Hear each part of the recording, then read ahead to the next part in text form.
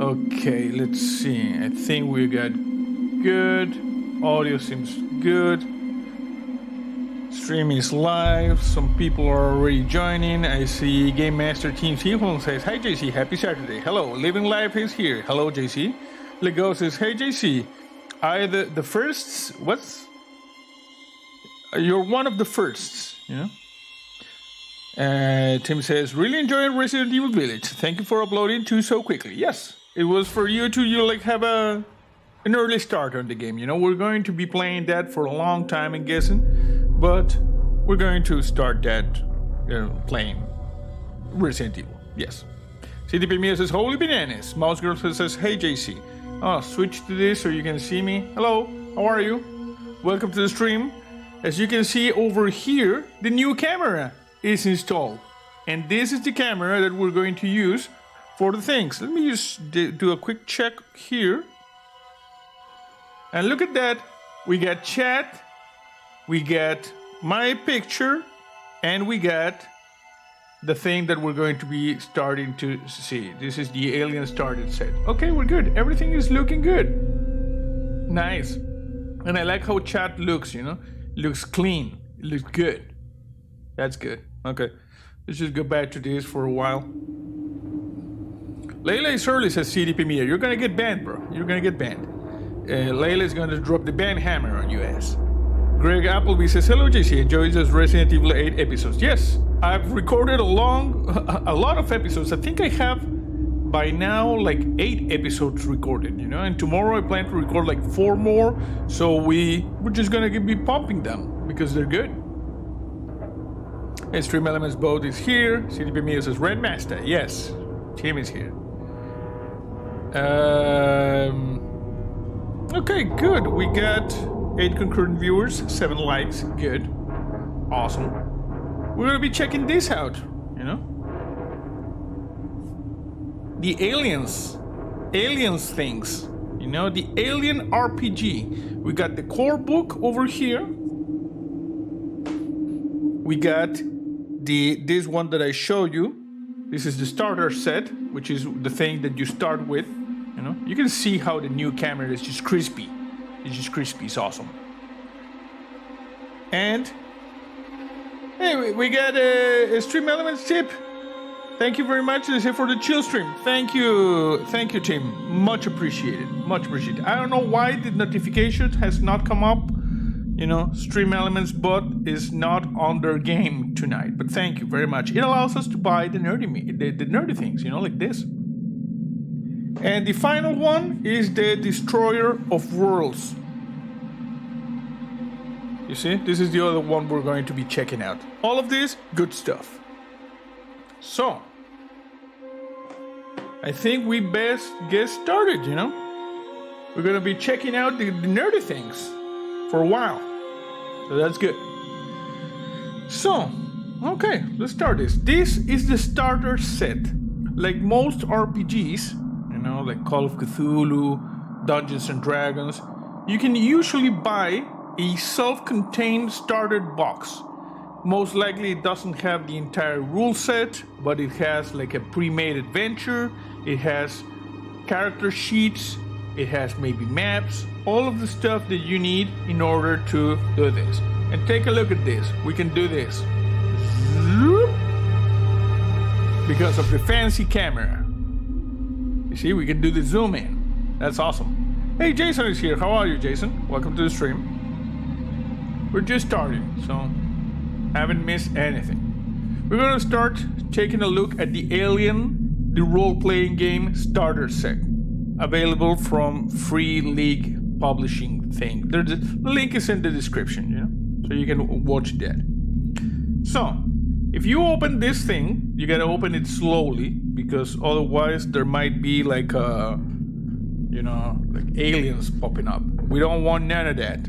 Game over, man. It's game over. Exactly. We don't want game over with this. So I'm just gonna take this over here. And these are the contents of the box. Jason says, "Doing good. Camera looks great." Yes. We're gonna bring on the red. Yes. We're gonna check this, for instance. Check this out. For instance, If I want to show you one of the cards, I just put the card over here, and then I zoom. Extreme close-up. And you can check out the cards. You see the good camera for the streaming things? This way we're going to be able to review the books and do the crafting and do everything with this camera, which is just awesome. You know? I need better light now, you know? You need good light for this thing. Also, these things are kind of shiny. It's difficult to show you shiny things. But yeah, we got a lot of stuff for personal agenda because you give the players like cards, you know. We got pre-made characters. We got weapons. We're gonna show all of that, you know, soon. I'm just gonna put it over here for now. Over here we got the dice. You see? We got a couple of dice that you use for ability checks and for other stuff. There's something like stress in this game. You take an action and you get the stress. Also, like the aliens, those are not good. Those are critical failures. I have not reviewed this system like in a long time, but if I remember correctly, you roll this dice and then you count how many successes you had, and you have to pass a certain threshold, something like that. Yeah. So those are the dice that come included in the starter set. Tech49 says, hey JC, stopping in to say hello, congrats on the camera. Thank you. CDPMS says, banana? Yes, banana. Okay, you can see, zoom, extreme close-up. This is the game's catalog for Free League, you know? They make a lot of, they make the Alien RPGs, you see? They make Forbidden Lands, I don't know about this one. Tales from the Loop. This, I think this could be really cool to have, but I don't know. We're gonna see. Tales from the Loop. And I don't know about these ones. You know, Mutant Year Zero, Coriolis. I didn't know there was a Mutant Year Zero RPG. This is the stuff we get. Eventually I'll need to get a camera like that for one of the future builds. Yes. And Mossgirl says, camera works great, JC. Thank you. Yes, it is a good camera. I'm very happy. And this is the lens that comes with the camera. We eventually can buy, I believe, lenses for zooms are called macro lenses, if I believe. I don't know. Over here, we got the character sheets. I'm just gonna get this out so I can show you the contents, you know? Just a second. I'm gonna get this card over here. Come on. Okay. So. And this, because you can play with the minis. I'm just gonna show you that in a second. Over here you get, as you can see, character sheets. Oh, these character sheets, these character sheets, I printed them. You know, because they had the good paper. Look at this. You see? The good paper. I printed these character sheets in order to use them. As you can see, we got all of the necessary attributes. Close combat, heavy machinery, stamina, range combat, health points, experience points, story points, the gear, encumbrance, you know, weapons, food, air, all of this stuff. So these I printed. These are available from the Free Publishing League site. So I'm just gonna put them over here. These are the contents of the case, you know? You get like stellar maps that you can use to play the missions. We're gonna go into detail of those in a second. This is the pre-made adventure, Chariot of the Gods. This is the one that comes here with this, and this is an abridged rulebook. You see, with the basics for gameplay. We're gonna be checking that out. And these are the pre-made character sheets that come with this. We're gonna start with the character sheets. Move this over here. So these are the people, you know. It's kind of shiny because it's very difficult to very glossy paper to stream it, but we're gonna try our best. Over here you get, this is Rai. Her class is Roughneck, you see? 23 years old, Rai Kayla. Technician on the US CSS Montero, you know? It tells you the thing, the talent, you know? Rival, strength, agility. And over here everything is, you know, added to your character sheet. And it's added like you wrote it, you see? Although these character sheets, you could print them like that, we're gonna use all of your toner because they're, you know, like white on a black background. So this is, like I said, Rai, she is a roughneck. She's a technician. We got Wilson, company agent. You see? This is apparently the Aliens universe incarnation of Wilson. And of course, he is a company agent. And he has a beard. And you know what happens with people that have beards? They are hiding something. They have secrets. And this is the first time we've seen the name. And actually it appears that in this universe, Wilson is his last name. It is John J. Wilson, age 43, personality ambitious. You see? This guy in 7 Days to Die, his counterpart in the 7 Days to Die universe is that psycho bear that keeps stalking us. We got Davis. She is a pilot, you see? The pilot of the US CSS Montero. 27-year-old, she's an adrenaline junkie, you know? Signature item, pill bottle, almost empty. She's reckless, that's her talent, you see? You live for the rush of adrenaline through your veins, pushing harder than others dare. You can push any skill roll bells on agility twice, not just like other characters. Each push increases your stress level but once. This is like in Call of Cthulhu, you can push your rolls. This guy is Cham. He's a roughneck. He's a handler on the US CSS Montero. True grit.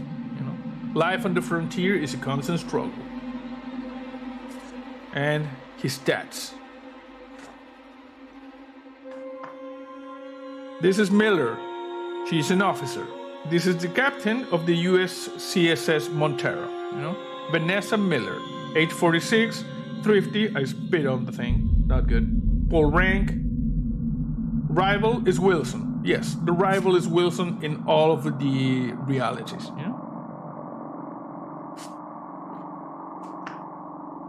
So, over here, you have maps that you can use for the campaign. Stars of the Middle Heaven. You see? 2183. 1 square equals 1 parsec, 3.26 light years. I'm just gonna try to show you this as much as I can. You get there's a smaller map that you get on the and the core rules. You see, we got the map. Over here is the Soul sector, somewhere around here, which is there. It is Soul sector. These are the core systems. You see. If you go outside, you get the core systems, the outer veil, the outer rim territories. In the galaxy, this is a rim ward. This is in the other direction, trail ward and spin ward. And here in the back, you got, hey, Paul is here. How are you? He says, I'm out with the wife. Have your best one. See you all in the next one. Okay, awesome. CDP Mia says Earth. I don't know why you're saying Earth. Oh, not to be confused with Middle Earth. Yes, exactly. I missed that. Over here we got, oh, sorry. It's in the other direction. As you can see, we got the USCSS Kronos. I think this is a ship that you encounter. And here you got all of the schematics, the different decks, different areas. when your party is going to be exploring it. It's 130 meter. Here you can see it. It's a 130 meter ship. Uses nuclear fission generators. Engine power, 4 nuclear powered ion plasma engines.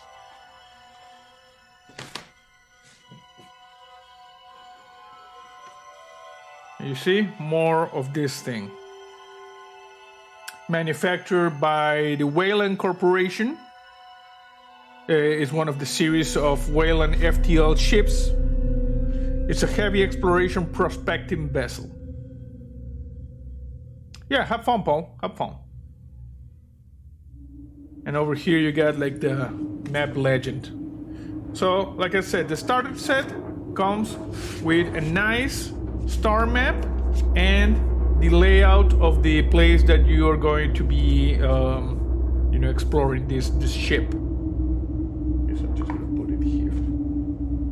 It also comes with minis, or not minis, but tokens.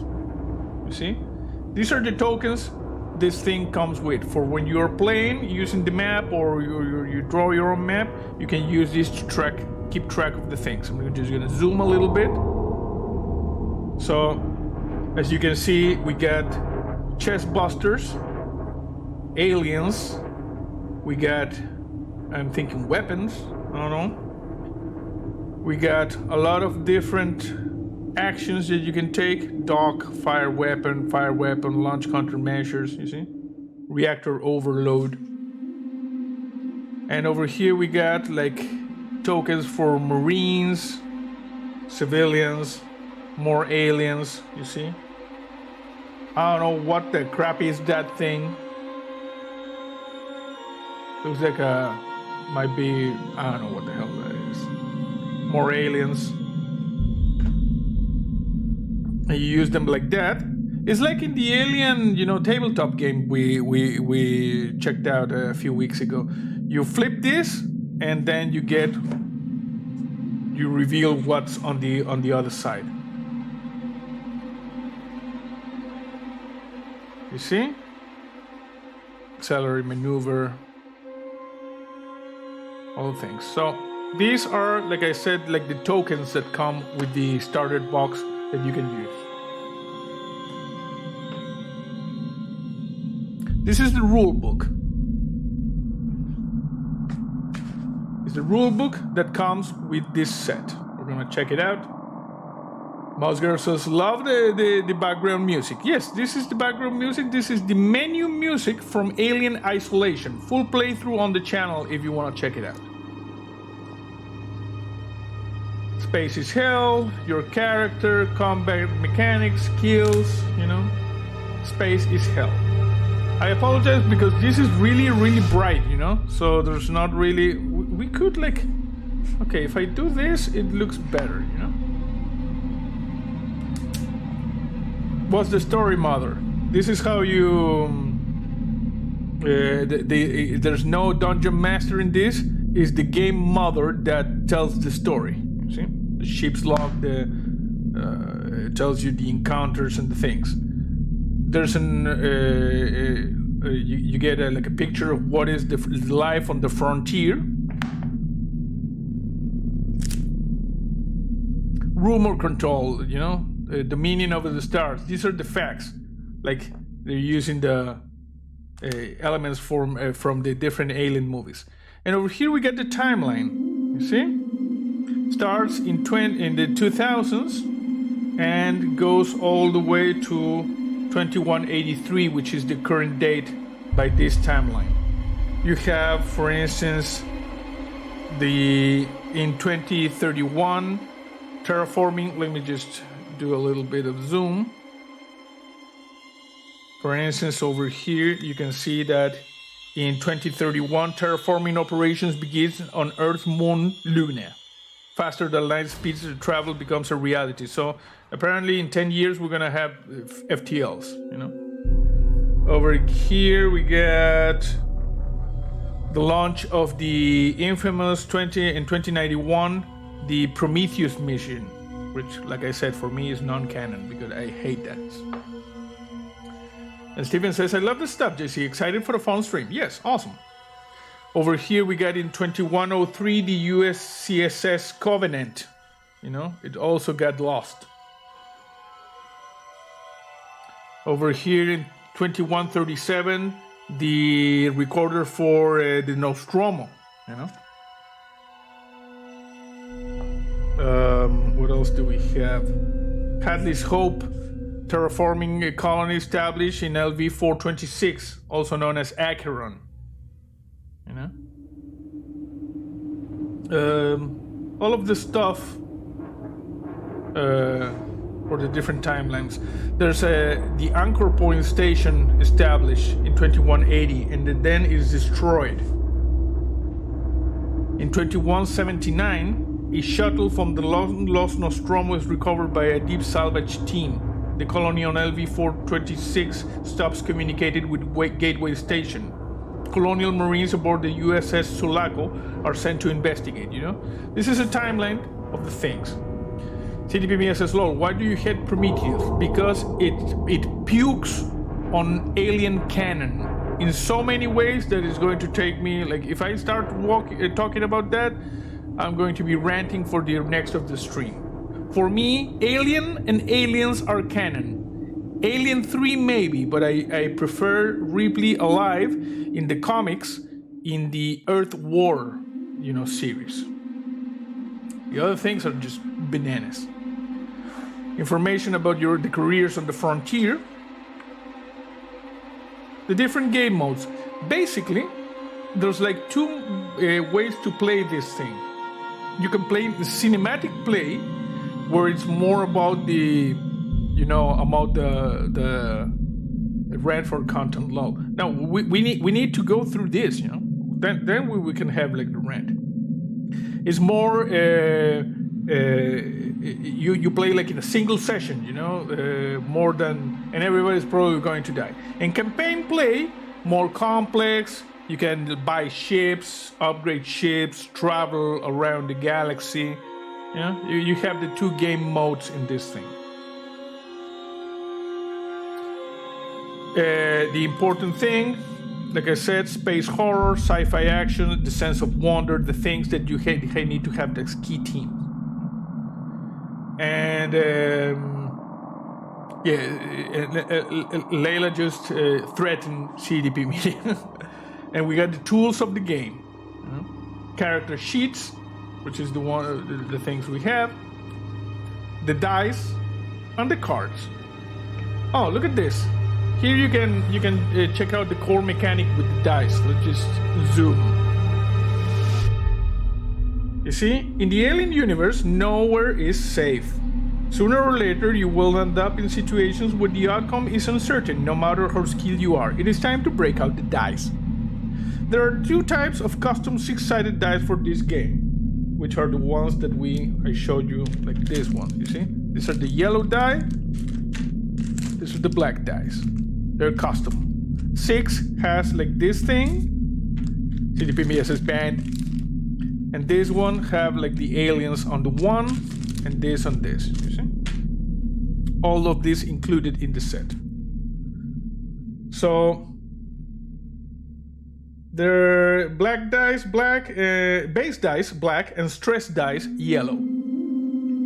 10 of each are included in this box set. You roll the dice when you perform a dramatic action that might determine if your player character lives or dies. Both base dice and stress dice have this symbol on the 6 die. Rolling the, success symbol usually means that an effect of some kind is triggered. For example, when succeeding at using a skill. Stress dice also have the face hugger symbol on the one side. Rolling the face hugger symbol triggers panic in your character. How all of this works in play you will learn in chapter 3. And they have the cards. This box set contains 2 kinds of custom playing cards. The 10-number initiative cards that are used for drawing initiative in combat, while the personal agenda cards are used in the Chariot of the Gods scenario.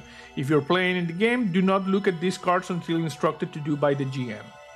The game mother, remember. Okay, so they tell you a little bit about the role playing, you know, your character. And Ponga says, me panics. Yes, we use the die for the panic.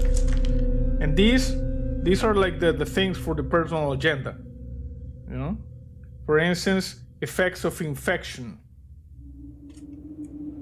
Note to Lucas. There's a lot of stuff in order to make more random and more interesting the gameplay of the Chariot of the Gods scenario that's included with this thing.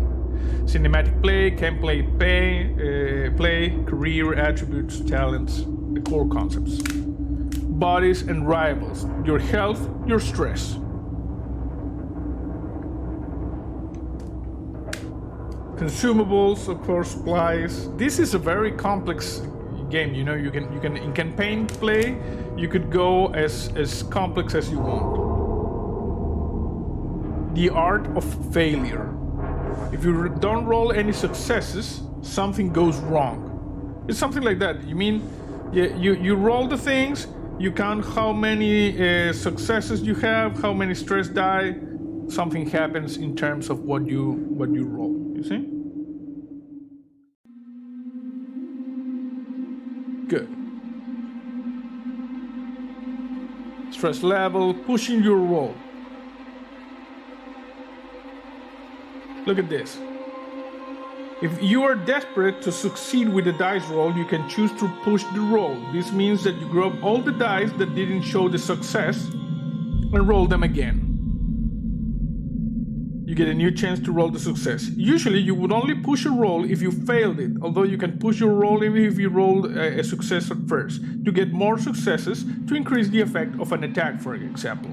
Pushing a roll is not without risk, as this increases your stress level. More on that below. You can only push your roll once. If you don't succeed on your second try, you just have to deal with the consequences. You see?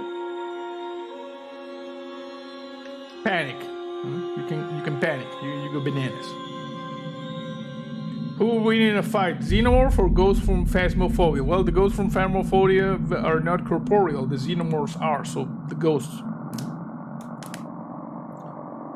All of this information that comes, like I said, with in this rule book. Abilities for pilots, for range combat, mobility. You see? Context.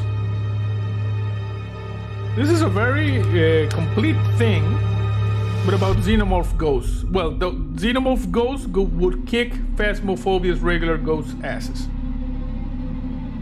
Medical aid, survival, combat, and panic. You see? This shows you how it's done. CDP Mia says, excellent point. Yes. Measuring time, borders and line of sight, zone features, maps. Stealth mode. I am not good at stealth mode. How the enemy moves, detection. Very complete book with all the things that you need in order to play the Chariots of the Gods campaign. Close combat, when you're fighting the Xenos. Ambushes, sneak attack. It shows you the mechanics of grappling, of shoving. Michael O'Keefe says, JC, I want to play. Well, you can buy the box. We're not playing right now. We're just checking out the materials, you know? Resolution. This thing is kind of complex, you know? You need to study it in order to play it. Maybe sometime we will do like a session on the Discord. If you remember now, I have a Discord. If you don't know the Discord, in the About page of the channel, there's the link of the Discord. You know, I forgot to put in the stream elements about the Discord. So maybe we could play a little at some point in the future in the Discord a little bit. You know, maybe a small session. I don't know. Just, you know, throwing out ideas there. Stress and panics.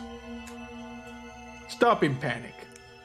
Remember, if you want to go to the Discord, you go. Michael says, "Yes, use Discord to play." Yes, you go to the About tab of my channel, and there's the link of the Discord. There's the link to the Twitch, to Twitter, to all of those links, and there's the link to the Discord. Also, let's just like put it here immediately so people can about join the Discord. Copy link. I'm just gonna put it here. No, that's not good. Sorry. Join Discord, use this link.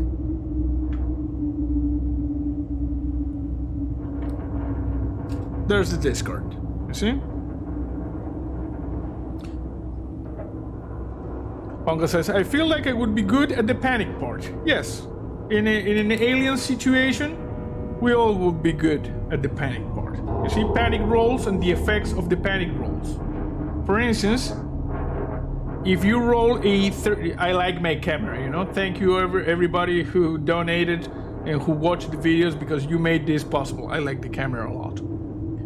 Flee, scream, seek cover, freeze, go berserk, or go catatonic. Go berserk, you must immediately attack the nearest person or creature, friendly or not. You know, you go bananas. You go berserk. CDP Mia says 10-minute wait. Oh, if you created your account right now, or you have to wait a little bit. Can you play an alien or hunt the Marines? That's what the game mother is for, like the Dungeon Master. Remember, this is a TTRPG, tabletop role-playing game. Other hazards, you can be starving, dehydrated, in vacuum, freezing. Disease, explosions, falling, fire. There's synthetics, sometimes they go bananas. You can also play as a synthetic. Or like Bishop would say, I prefer the term artificial person. So shiny this thing, you know? That's a problem. We got gear. This is a big, you know, book. It's more thick than most of the things I've seen for starter sets. Weapons and ammo. We got the pistols. Rifles. We got some other pistols over here. This is a standard M41A pulse rifle. We all know. You know. This one over here. And it goes like this.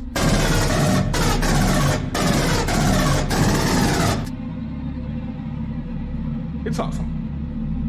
There's a version with a scope rifle.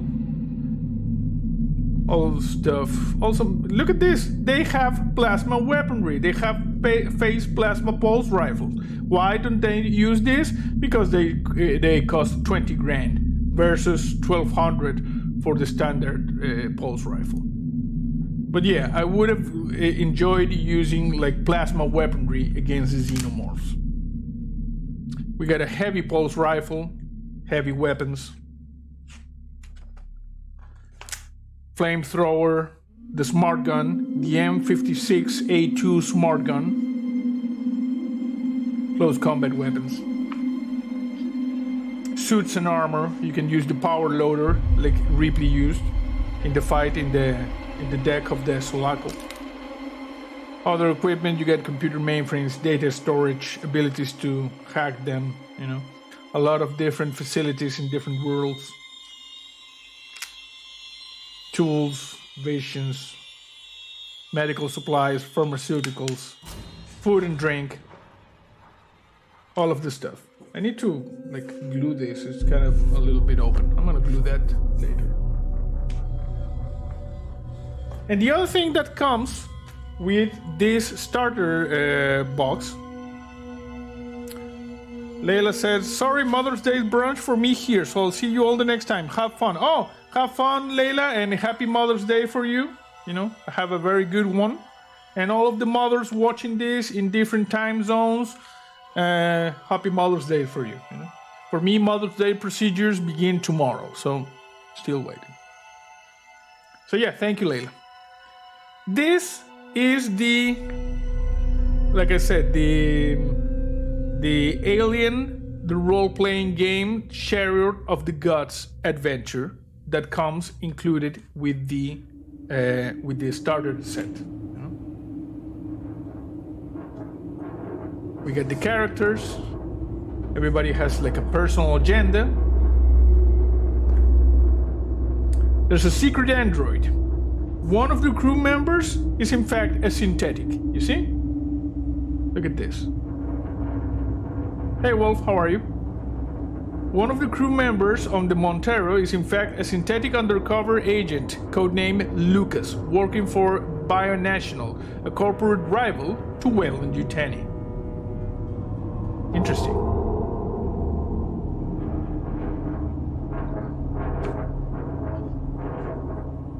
Apparently there was like a ship that got lost, the Kronos, and you are sent to, retrieve it.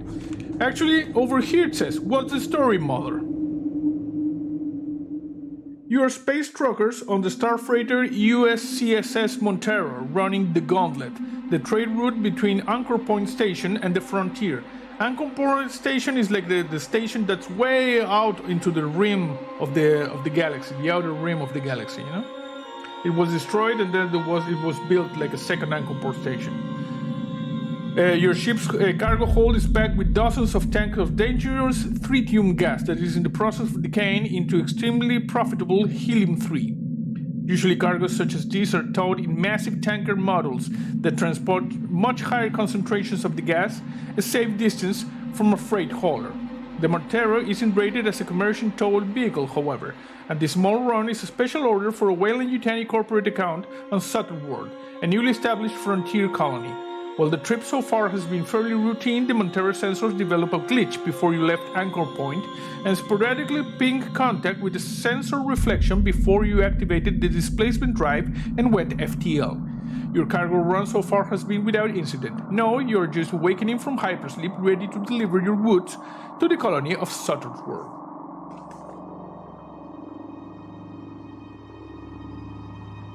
So we got... There was an infection by some spores, evil fungi, you see?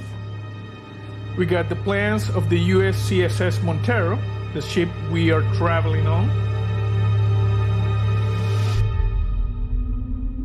It appears it's 334 meters long. It's a big ship. Here are the characters. We already saw the character sheets for the characters. So Cooper, scientist. Clayton, company agent. This is synthetic. Okay, come on. Yeah, there you go. The autofocus is difficult with so high a reflection, you know. Mercenary, being a pilot, Horton mechanic.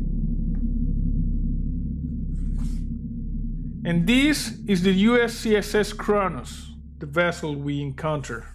Apparently there's like an alien infestation inside. You get the maps.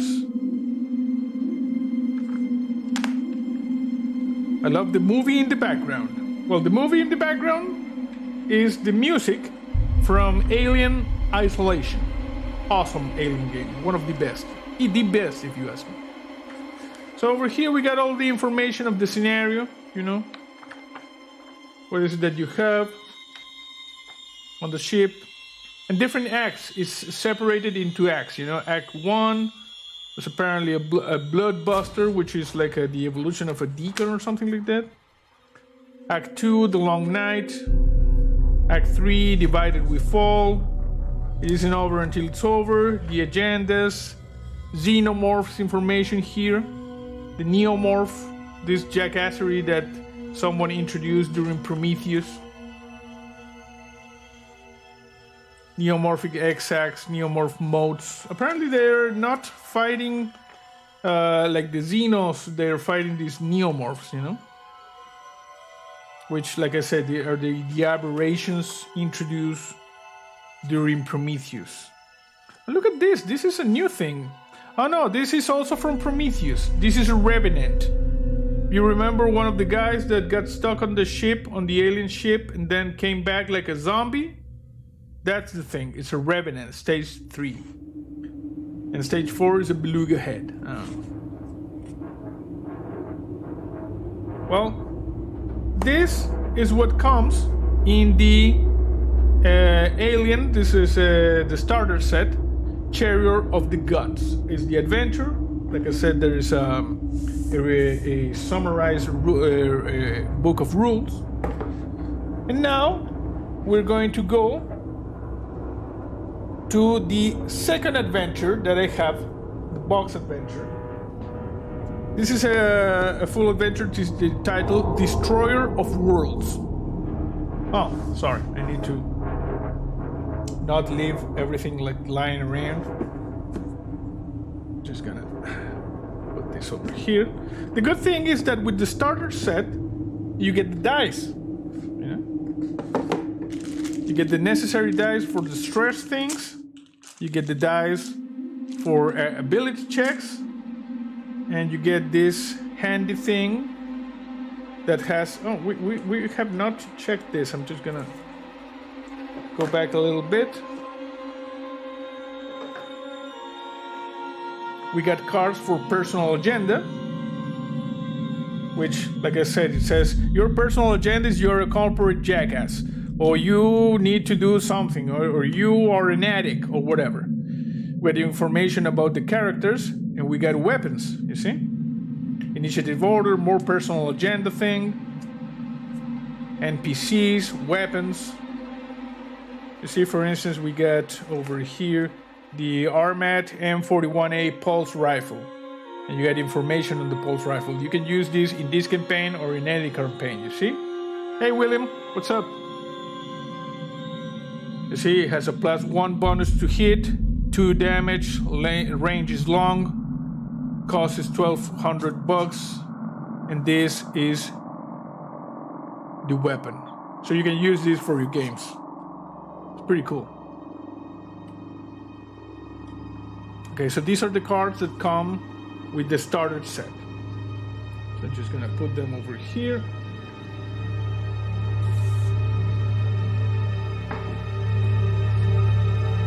And now we're gonna check this one out. Destroyer of Worlds. This is a module. I think this is the first actual module they released, like with a campaign after a Chariot of the Gods. Okay, so sorry. Over here, we got the same thing, you know, cards for personal agenda, for equipment. Our first Alien movie is Alien vs. Predator. Well, Wolf, I would recommend you go back and you watch the classics. You watch Alien, then you watch Aliens. And that is the core duology. If you want, you can watch Alien 3. And that is the core trilogy. All other movies, Alien Resurrection, Prometheus, Alien Covenant, Alien vs. Predator, Alien vs. Predator Requiem, you can disregard if you want. Look at this. You got like a tank, the USCMC Ridgeway, a heavy tank. Like I said, you got personal agenda things. Oh, look at this. This is drop shit. MD-4L Cheyenne series vertical takeoff and landing tactical dropship, like the one they use in the movies. Standard armament, 25mm Gatling gun, rocket launchers, 7 Hellhound 2 tactical missiles, and 3 Headlock air-to-air missiles. See, we got anything else interesting here? We got story cards, which are things that happen between every act of the game. We got people, you know. If I remember correctly, in Destroyer of Worlds, there's this like this colony that gets attacked by aliens. Okay, these are the same guys. Oh, there's a card over here. I need to put it there. I need to make like envelopes for those cards so they don't get missing, you know. These guys, Free League. I really wanted to find the classic movies of Alien, but I can't find it anywhere. I believe they are now on Amazon Prime, might be. Hey Joe, how are you? Welcome to the stream. And just like with the starter set, you see, you get the battle maps. This is for Nebraska, where the action happens. If I remember correctly, when I read this adventure, basically, this for Nebraska, you got like there's been an alien infestation, and a group of people go like missing, and you need to go like MIA, you know? And you're sent to retrieve them. You see? You got all of the information of Fort Nebraska, different areas, fuel storage over there. This is where the ships land, you see? And over here you got a map of the entire colony. North District, East District, the oil fields. Very interesting thing is that this Fort Nebraska is in a planet where they actually, you know, they get oil, you know? And that's pretty weird because apparently 200 years in the future, humanity is still heavily reliable on carbon fuels. Even though we have FTL and fusion reactors, still heavily relied on hydrocarbons. So that's why they are, you know, pumping basically oil in other planets. Which is kind of weird, if you ask me. Over here we got, there's a lot of factions. You go like a compound of insurgents. You got different battle maps. So alien doesn't eat people, huh? No, Wolf. The aliens kill people, and they like put their embryos inside, and new aliens show up.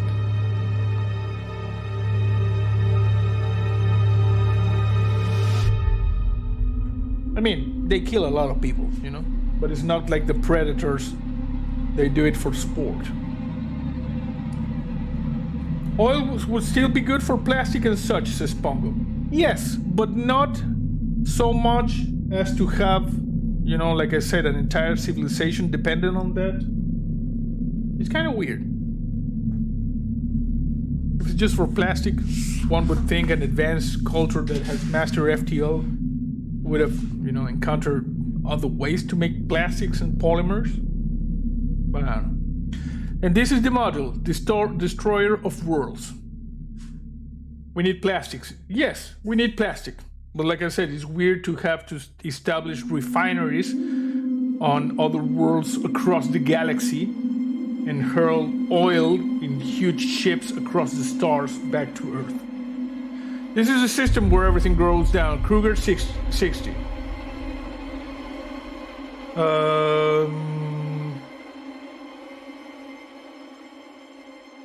You see? This is the thing. It says here. Key resources, petroleum, military base, and research.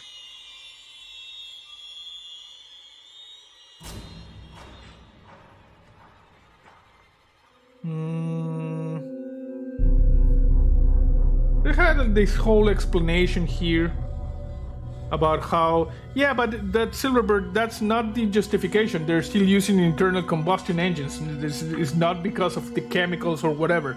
They are reliant on fossil fuels, which is, like I said, for a culture that has mastered FTL, anti-gravity, and traveling across the galaxy is just weird. They even have space elevators. Do you understand the level of technology required in knowledge of materials and stuff in order to build a space elevator? And like I said, they are just pumping out oil to use on engines. And yeah, like I said, you have fusion, you know? All of these ships are powered by fusion reactors. Except for the other one, it was powered by fission reactors. But, I don't know. You got the information over here. What happens if an alien becomes a zombie? He becomes a zombie. It's a zombie alien. Not worth shipping it as may well make it in the area. I agree. So, these guys, you know, went AWOL. And, like I said, they send you to retrieve them. In the comics and the novels, aliens aid a fungus growth in biovats inside their hives. People and animals with just baby incubators. Yes, exactly. So over here we got the information. You got the AWOL Marines, and you are sent to retrieve these guys. You know, that's the hook for the adventure. You got the other NPCs. Some people. These are the oil fields and the things of the colony. Joe says, in the comics and the novels, aliens say that... Oh yeah, I already read that. Prince Persona says, wouldn't it become a zombie? Could be. Eye of Oblivion. I don't know what the hell is this. Artificial management.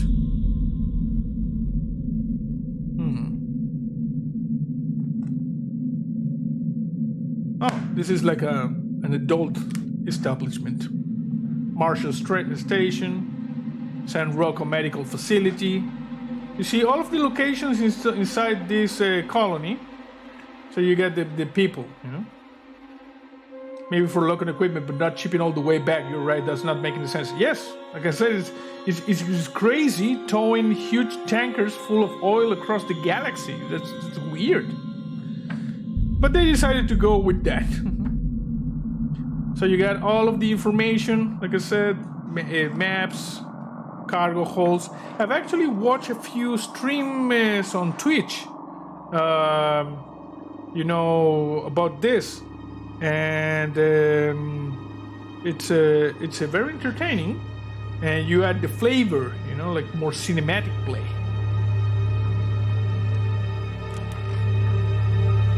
We got the different acts, summarize the events of Act 1, Act 2, Act 3, and it starts like in a revolution in this colony, and then the aliens go around. Yeah? Do they have a museum from aliens? No, they don't have a museum of aliens, but the Weyland-Yutani Corporation is interested in using the aliens for the bioweapons division. See, you can play the infected. The different stages when you get infected with that black goo they introduce in Prometheus. And over here we got like the main protagonist of this, or antagonist. You see? Xenomorph XX-121, this species. These guys are bananas. Hey Rembrandt, how are you? Yes, I agree. Nuking them from orbit is what they need. Over here you can see the special abilities of the Xenomorph. Let me just show you. We got the different stages, you see? The stage 1, egg, the face hugger, the chest buster. The drone, the soldier, the queen. Jason says, I would understand if we were collecting minerals for making metal alloys for ships and other applications, but oil? That's so passé and so uncivilized for a galaxy-faring population. I agree. You know? I know you can make a lot of stuff from based on oils like plastic and stuff, but shipping it across galaxy and starting wars because of that seems weird. You know, you could make like artificial compounds a number of other ways. You know. And hit like that button, please, says Rembrandt Shadow. Yes, I agree. It is good that you hit the like button. You know? That way we please the almighty YouTube algorithm. Or it will be valuable only due to the rarity. Yeah, but like I said, they decided to go like even 200 years in the future, humanity was still heavily reliable on the internal combustion engines. Okay, see you later, Rembrandt Shadow. We got the chest busters. You can see the people like the chest busters going, hello my baby, hello my honey. All this stuff. Drones, workers, the charger, the queen. And when we take a look at the alien hive, all of the information you need to run the adventure is right here. There's hey, we got a Stream Elements tip. From Game Master Team Seacom says, check the corners, check the ceilings.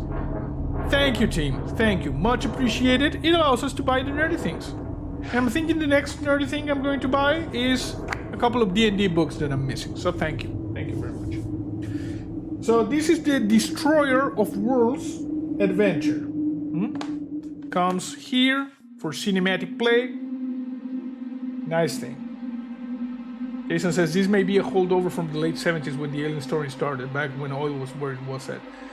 Yeah, I don't know, man. I don't know. I think it's a creative decision that is rather questionable, if you ask me. So yeah, we're gonna get some D&D books. I'm gonna think about this because we might get the D&D books, or we might even get maybe a Lego set, something like that. Or Transformers. We could get Transformers. I'm gonna do that, you know. I'm gonna get a Transformers, and then we're gonna do a Transformers stream. That's going to be awesome. Okay, let me just put this because this is the good material, you know. This is the good stuff. These are the nerdy things. So the maps that we got, I'm gonna put them inside maps of the facilities. General map of Fort Nebraska and all the city. The Alien of Works, Destroyer of Worlds book. This thing. And the cards. Yes, Transformer stream. Yes, there will be a Transformer stream where I will show you my new original G1 1980s Devastator. I bought all 6 Constructicons, and now I am the proud owner of an original Devastator. I also have the blaster. I need to check which ones I showed you in the last stream, you know. Personal agenda cards, stuff. All of this is the information that you need to run the Destroyer of Worlds adventure. You need Bruticus now. I'm really tempted to get Bruticus. Okay, here we are. That would be a great stream too, yes.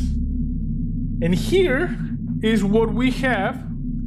Like they say, the pièce de résistance, you know? This is the big boy.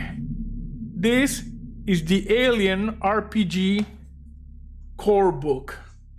It is a monster. With this thing, you can do the things. You missed my comment, JC says Wolf. Apparently, I did. I'm sorry. And Jason, tip 10 for the cool Saturday live stream. Check out the new camera. Yes, the new camera is awesome. Really, thank you.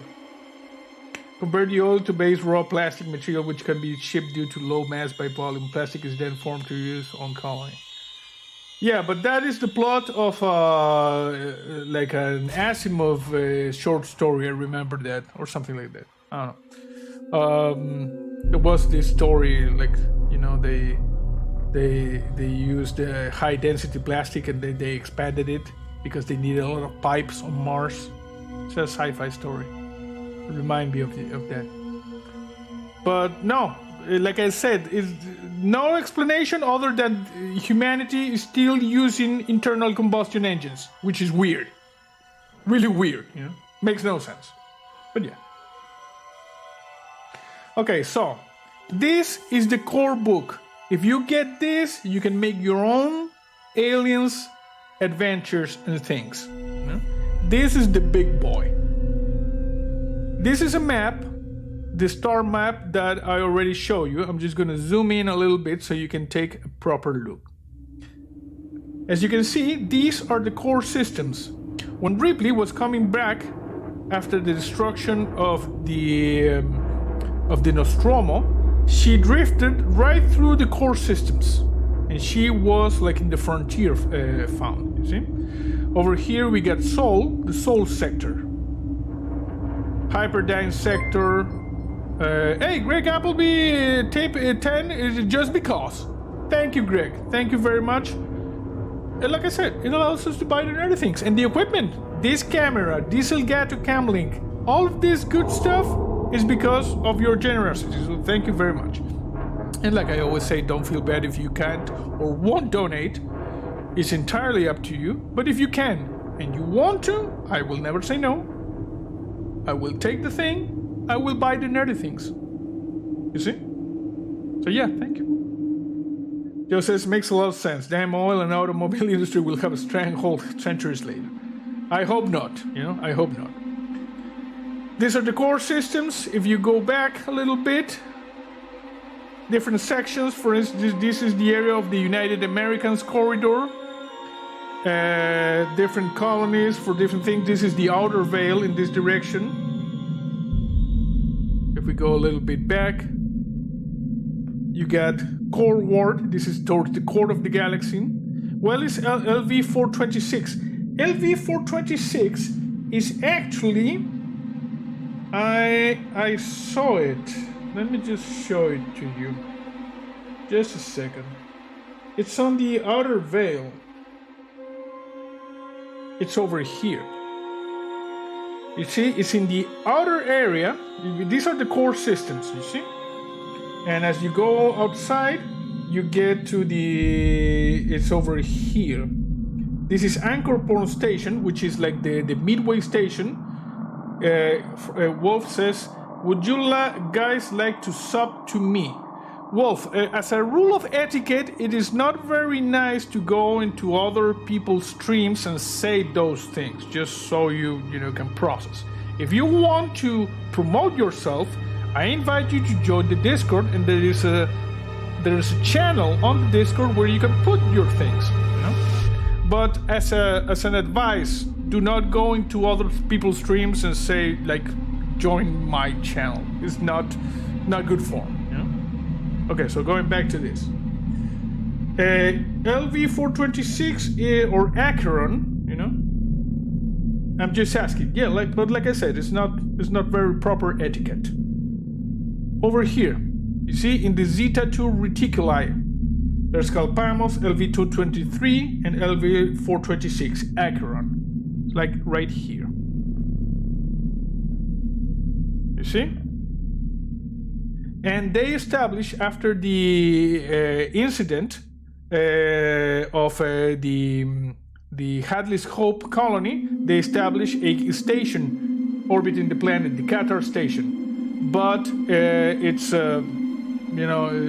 everything was destroyed after the explosion of the atmospheric processors. Silverbird says you can probably pretend it's dilithium trademark or something they're mining. Yes, could be. Wolf says, well, I apologize. It's okay. Just, like an advice. But like I said, if you want to join the Discord, there's a channel over there for self-promotion. You can put your stuff there. So, we begin. We got a lot of stuff in this thing. Space is hell. Yes, space is hell, you see? And there's a lot of the abridged rules that I showed you on the starter set. What's the story, mother? You see? And behold the great dragon, his tail drew the third part of the stars of heaven, and did cast them to the earth. Oh, and they do this like a thing where there's like parts of the ship log across the entire book, and if you read them, they tell you a story of a ship that's overrun by aliens. So it's awesome. Over here we got the territories of the frontier. You see? The frontier was dominated by the United Americas. It has major powers that struggle for dominance. We got the three-world empire, which consisting of the former United Kingdom, Japan, and several developing countries. You see, and the Weyland-Yutani Corporation is a UK company that was merged from Weyland Corp and the Japanese Yutani Corporation. The United Americas, was created in the early 2100s to compete with the expanded three-world empire. This one, mostly fueled by Weyland-Yutani. The Union of Progressive Peoples formed from Russia, Vietnam, and I believe also China, I believe it was. And the independent core system colonies, which are conglomerates, private-owned worlds. So there's a lot of story here. Dominion over the stars, rumor control, the facts, crew expendable, time to war. There's a lot of fighting. This is the same timeline that I show you in the rule that comes with the starter set. Game modes, as you can see, this is just straight up reprinting of those things. The tools of the game, character sheets. Well, it's a role-playing game. Your character, the core concepts, career, attributes. That's why, like I said, the starter set is pretty good. It has a very thick rule book that condenses a lot of stuff from the core book. Did you play Dead by Daylight? No, I have not played Dead by Daylight yet. I'm focused now on Resident Evil Village. This is your gear, how you develop your character, changing body and rival. Yeah, you can play with bodies. The Colonial Marines, you see your personal agenda, you can customize your character with cars, signature items. The Colonial Marshal. This, you get different classes, you see?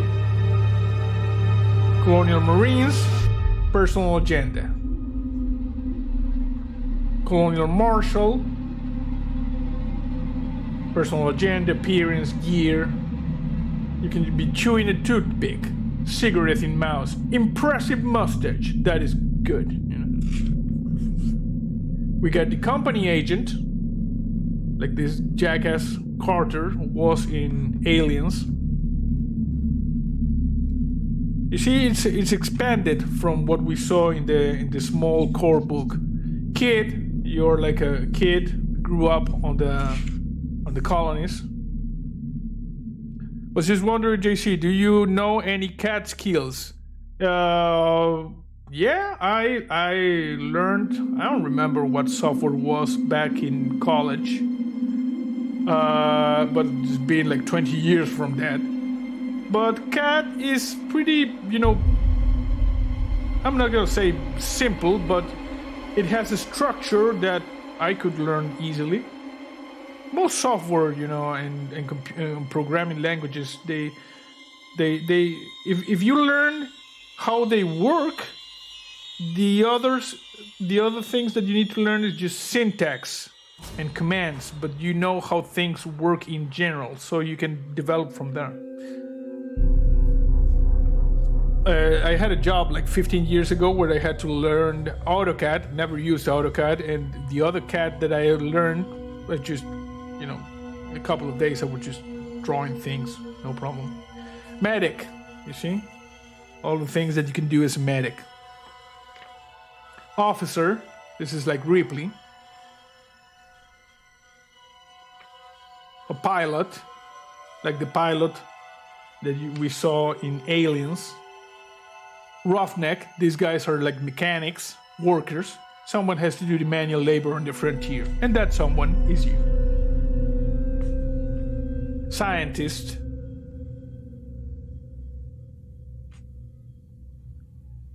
Those are the different like archetypes of your characters. Skills.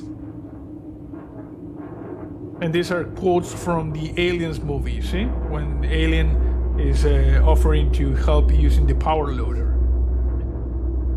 How you roll the dice, the failures, stress level, panic. How did you like Evil Within, JC? I didn't finish it. I played like 10 episodes and then I finished it. I didn't finish it. I grew bored. Stamina, heavy machinery, piloting, close combat, mobility, range combat, observation, contact, manipulation, survival. These skills we saw in the book. Talents. Company agent talents, kid talents, medic talents. This is expanded from what we saw. Scientist talent, pilot talents, officer talents, roughneck talents. CAD is pretty straightforward for most of the work. I just thought that your background, you probably picked it up somewhere. You said you might get a 3D printer at some point, so wondered. Yes. Picked it up like I said in college. And once you get the basics and how it works, when you break the lines and the different points, it's just you get like the structure of how you do it. Cool. It has stress and panic rolls. Makes sense for this type of horror game. Yes, indeed. General talents that your character can have, fast reflexes, killer, machine gunner, light sleeper, light eater, rapid reload, rapid fire, all the stuff. Combat and panic, which is something very important. Measuring time, borders and line of sight, maps and zones, zone features. They use a lot of ink to print this book because the pages are mostly black with like white text boxes. Enemy movement detection, actions and initiative, changing the initiative, the movement, helping others, your actions. Close combat, when you fight the aliens. You see?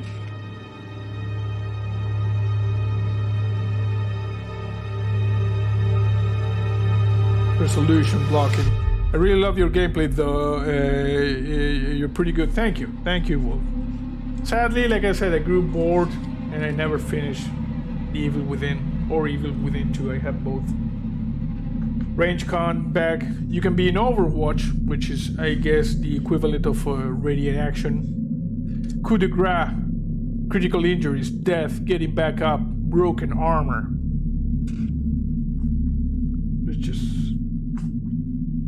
stress and panic. The stress level, gaining stress, panic rolls that you do, relieving stress, other hazards. We saw this one in the other book. Oh, come on. Like I said, autofocus with something that's so glossy like this book is kind of difficult. But this camera is awesome. It's just awesome. You can tell because of the crispiness of the camera. Disease, explosions, falling, fire, synthetics, drowning, radiation.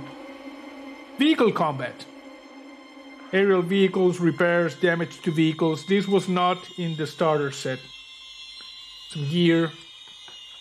Are movement based on grid spaces per round or mathematical equation determining the speed of movements over set distance? It's kind of both, you know? Game over, man. Panics. Yes, game over, man. Game over, man. It's game over. I remember they have like a grid, you know, and you move based on your speed and other modifiers, and the other party also moves. This has a more complicated character system than Darkest Dungeon. Yeah? Could be. Over here we got like the weapons, rifles.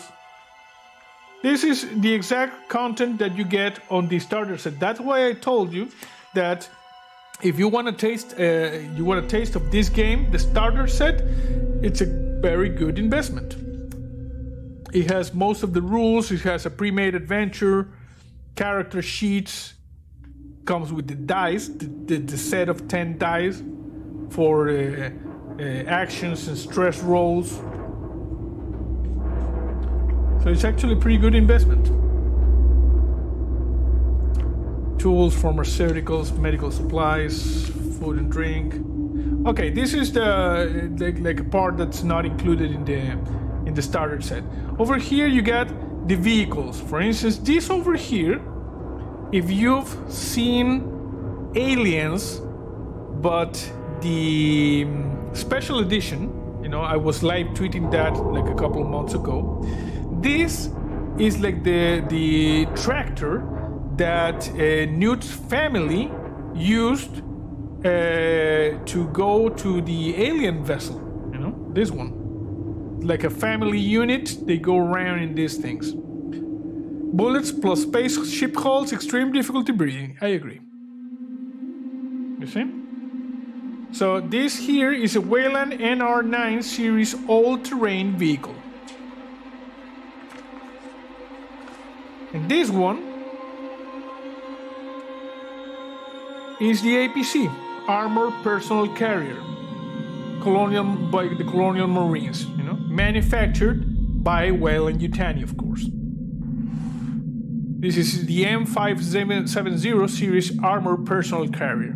You get the standard information, you got all of the information. This actually, according to these, vertical takeoff and landing gyro cars, but we never saw these ones in the movies.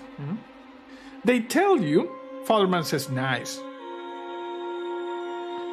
Wolf says, I always wanted to play zombie on games, but never made those games. Yes, they did. Check out Dead Space. That is zombies on space. Play the Dead Space. You will not regret it. Weyland, Winnipeg. They tell you that the alien universe is a mixture of retro-futuristic technology and extremely advanced technology. That's how they explain the fact that sometimes you get like literally like monitors, monochromatic monitors with like the keyboards, and the Jason says Dead Space is awesome. Yes. And sometimes you get like holographic displays like the ones they have in Prometheus. And you have like the things that go tracking, you know, like this.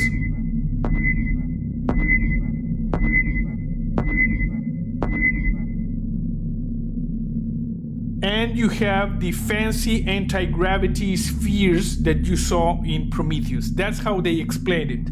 They say that there's levels of technology and sophistication for all needs, you know. 80s Blinky's light for the win. Yes. I like those APCs, but they have a really fragile transaxle. Yes, yes. Although I believe it might have been because of that, you know, also because that alien they squished, and maybe the acid blood get into the axle, that might have been one of the reasons, you know.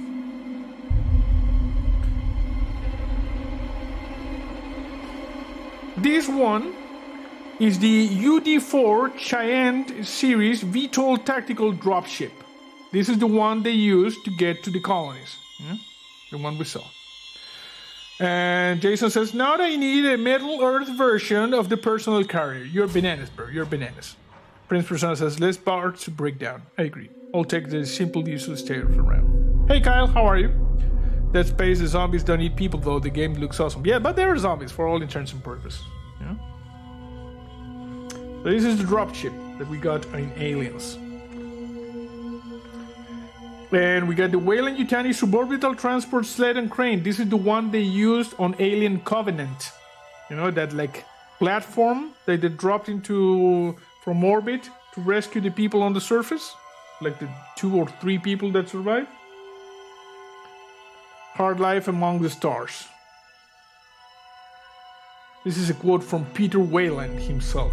There are other worlds than this one. And if there is no air to breathe, we will simply have to make it. Peter Weyland, founder of the Weyland Corporation, inventor of the FTL drive.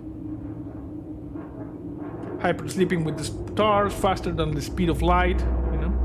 And they actually here, they explain that there is why it's not that they go into hypersleep just to conserve resources, but also because traveling faster than the speed of light can have a distortion effect on human perception, known as neurological distortion disorder. The syndrome causes paranoia, epilepsy, psychotic behavior, and other adverse effects. Worse than that, the faster one travels, the worse the symptoms. Stasis protects space travelers from the NDDs with the added benefit of arresting aging on a cellular level and conserving, you know, like food and stuff. Because over here, you got the faster than light faster than the speed of light. You see, ability to transfer faster than light is the linchpin of humanity's expansion outside of our own solar system.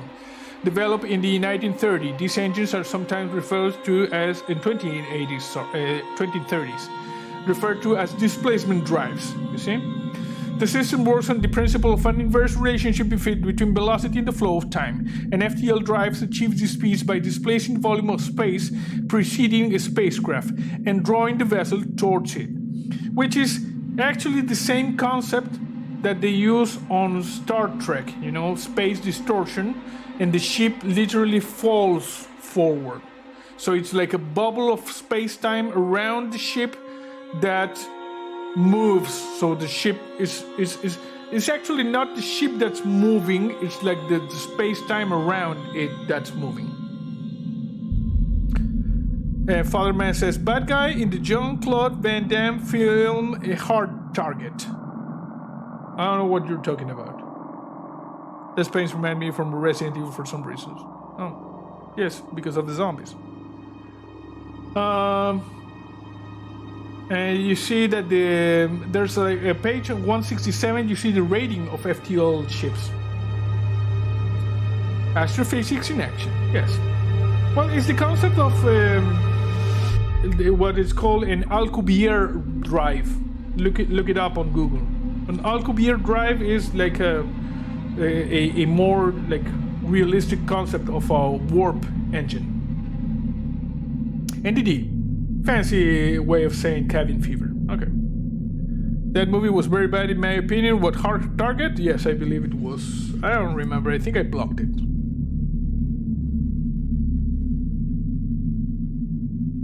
Living in space, just in town for supplies, space stations. This is similar to Sevastopol Station that you can see in my playthrough of Alien Isolation. Also, it looks like the refinery that the USCSS Nostromo was towing during Alien, the original Alien. Yes. Anchorport Station, Arsion. It's a wood planet for some like hippies in space, I don't know. These space colonies function before fashion. Money and identification, work for hire. You get the Weasley costs and living standards for the money. Communications in the frontier.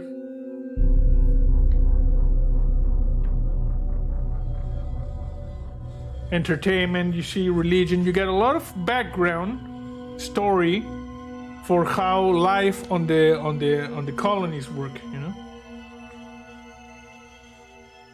Ship classes and features.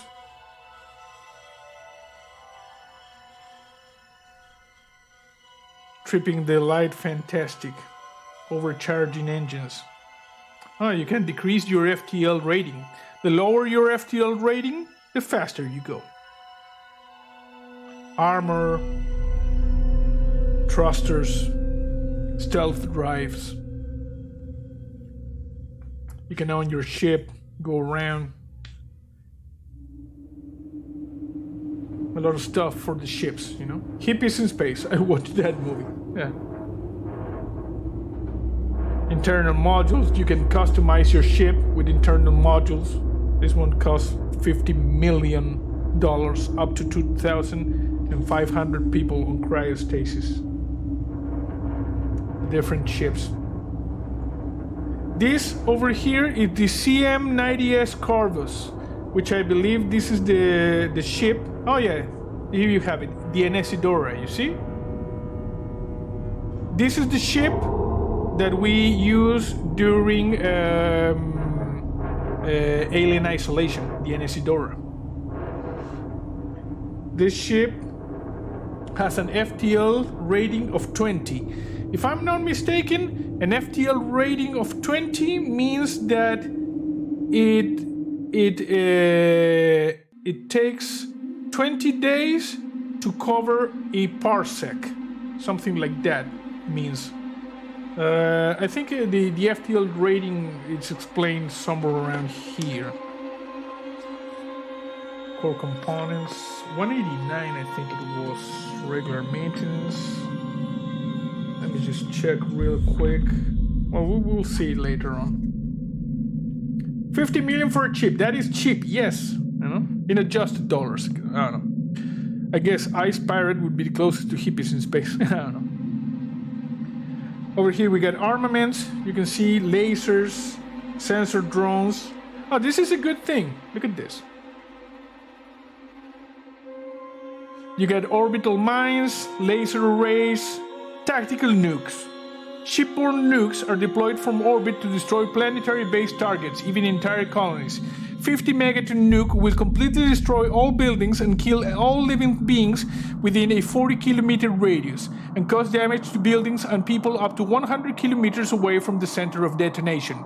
In addition, a high-altitude detonation will create an electromagnetic pulse that destroys unshielded electronics.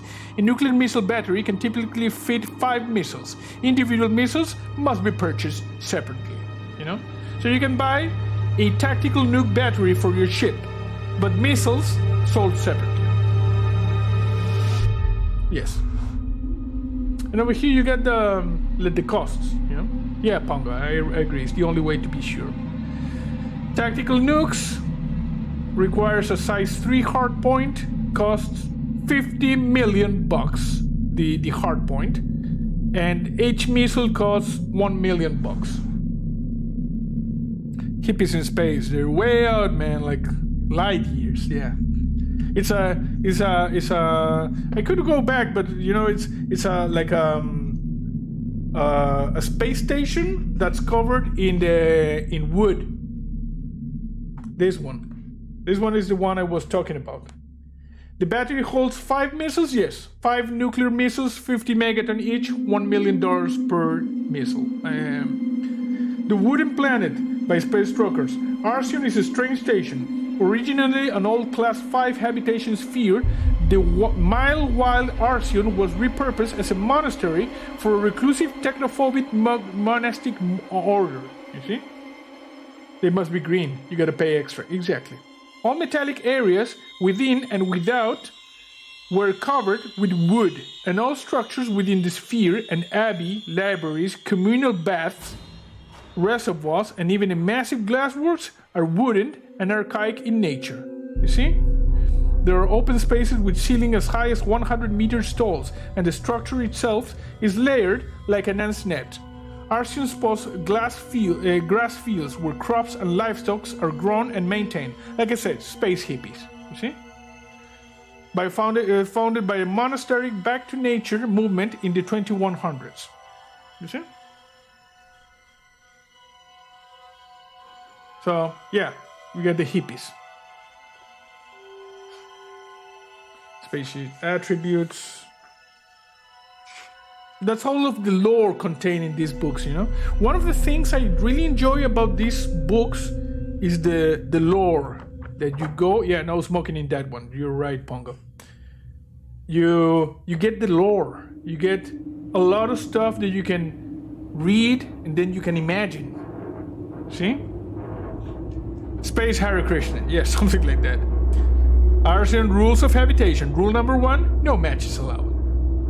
Literally shut your money away. Yes. Cryo deck. Okay, this is the Anesidora. Regular maintenance, you see. Bison. Shuttle. Star Clipper. This here you will recognize. This is a model CM88H Bison. Commercial towing vehicle.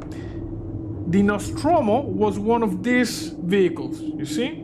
It has a FTL rating of 8, which is pretty cool, 8 days for a parsec. It has a length of 334 meters. And it uses a MUTHUR Mother AI 7000, manufactured by Locksmart. The MUTHUR 7000 AI mainframe, I believe, is manufactured by Weyland-Yutani. Jason says classic. Joe says a tugboat. It's a fancy tugboat. Yes, it's a fancy tugboat. And all, of course, the Conestoga class frigate, like the Sulaco. You see? Let me just show you over here.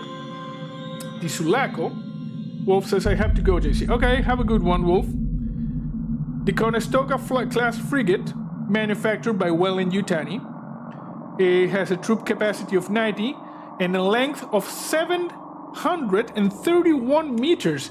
This is a big girl, 731 meters. For those of you who use the fantasy measurement system that the rest of the world does not use, I'm talking about Imperial, 731 meters is just shy of half a mile. So this is a big girl. It's big. Bongo says, I bet Gladys would kick Mother's butt. Most likely. Gladys, I will acknowledge, she's hardcore. So we are talking about a huge ship. And look at this. It has long-range AT anti-satellite, anti-terrain missiles, I believe, 8 missiles. And it carries a complement of 20 tactical nukes, 60 orbital mines. It has particle beam weapons, 800 mega electron volt particle beam weapons. These things are just powerful. And it has a railgun turret as well. Sensor drones, stealth technology, and overpowered drives. And this thing has an FTL rating of 2. If you remember, the Nostromo had an FTL rating of 8, and the Isidora had an FTL rating of 20. And remember, the lower the FTL rating, the better. If I remember correctly, the FTL rating is the time it takes a ship to cover 1 parsec. This thing is nasty. Yes, exactly. I like, that in the stream we have this, like the chat. I'm going to do that because it keeps like a record of the chat. It's good. I like it in the streams and these things.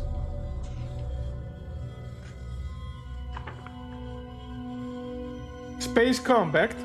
Crew positions. This is the distance.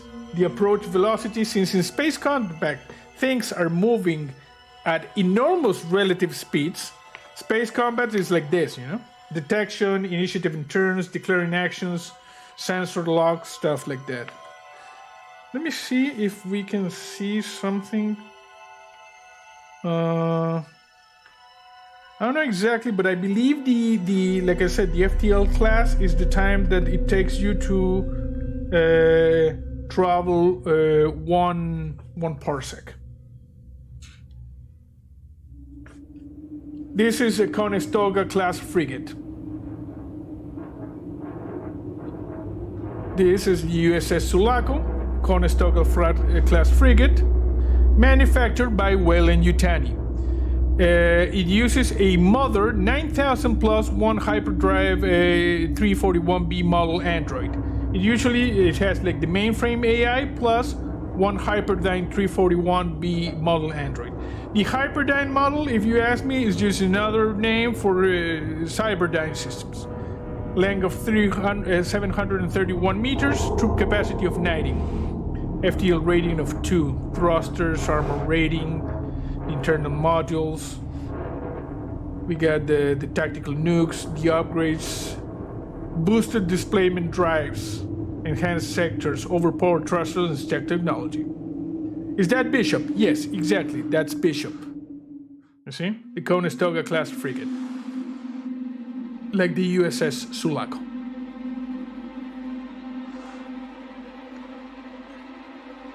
Nice. Ship armor, hull damage.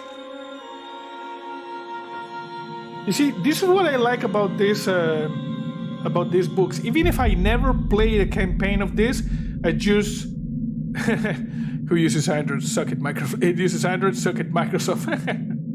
Hashtag pun.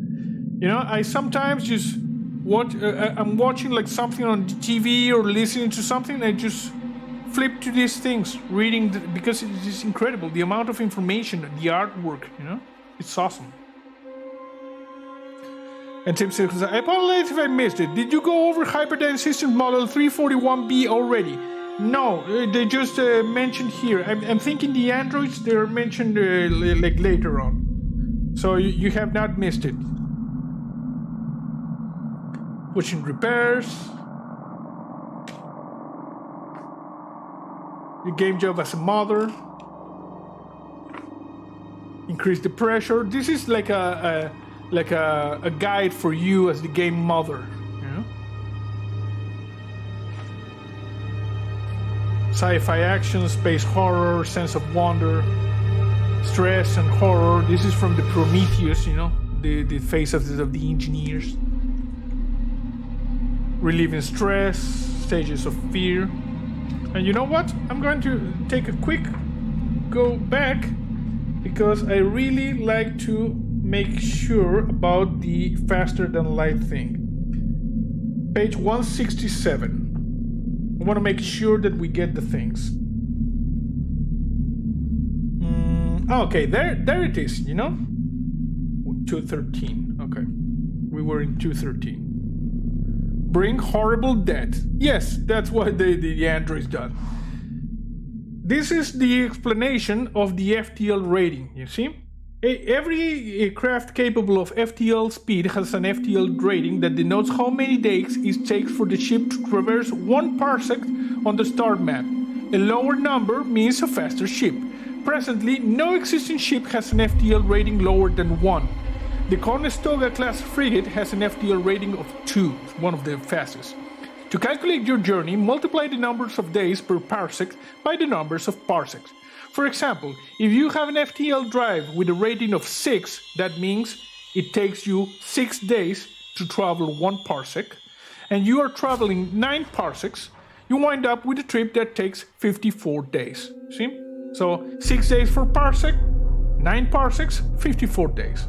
You need to overcharge maybe the engines so it can blow up or it can move faster. And you can even do planetfall for ships that are, you know, built for atmospheric entry and planetary surface landing. And I believe the Conestoga class can actually do this as well. Huh? And if I'm not mistaken, a parsec is like 3.6 light years or something like that. So pretty fast and pretty slow. Joe says, although my hardback RPG books are gone, I still have a large collection of digital games. Haven't played any of them in decades, but I also enjoyed rereading them every now and then. And it's all joys. Yes, I know. I really like my printed books, you know. It has like the feeling. Okay, so we're back to where we were. We just, clarified the FTL rating. So, FTL rating of a ship in the alien universe is the days it takes to travel a parsec. If I'm not mistaken, a parsec is 3.6 light years. We're going to check that out immediately. We don't want to give like wrong information. Parsec.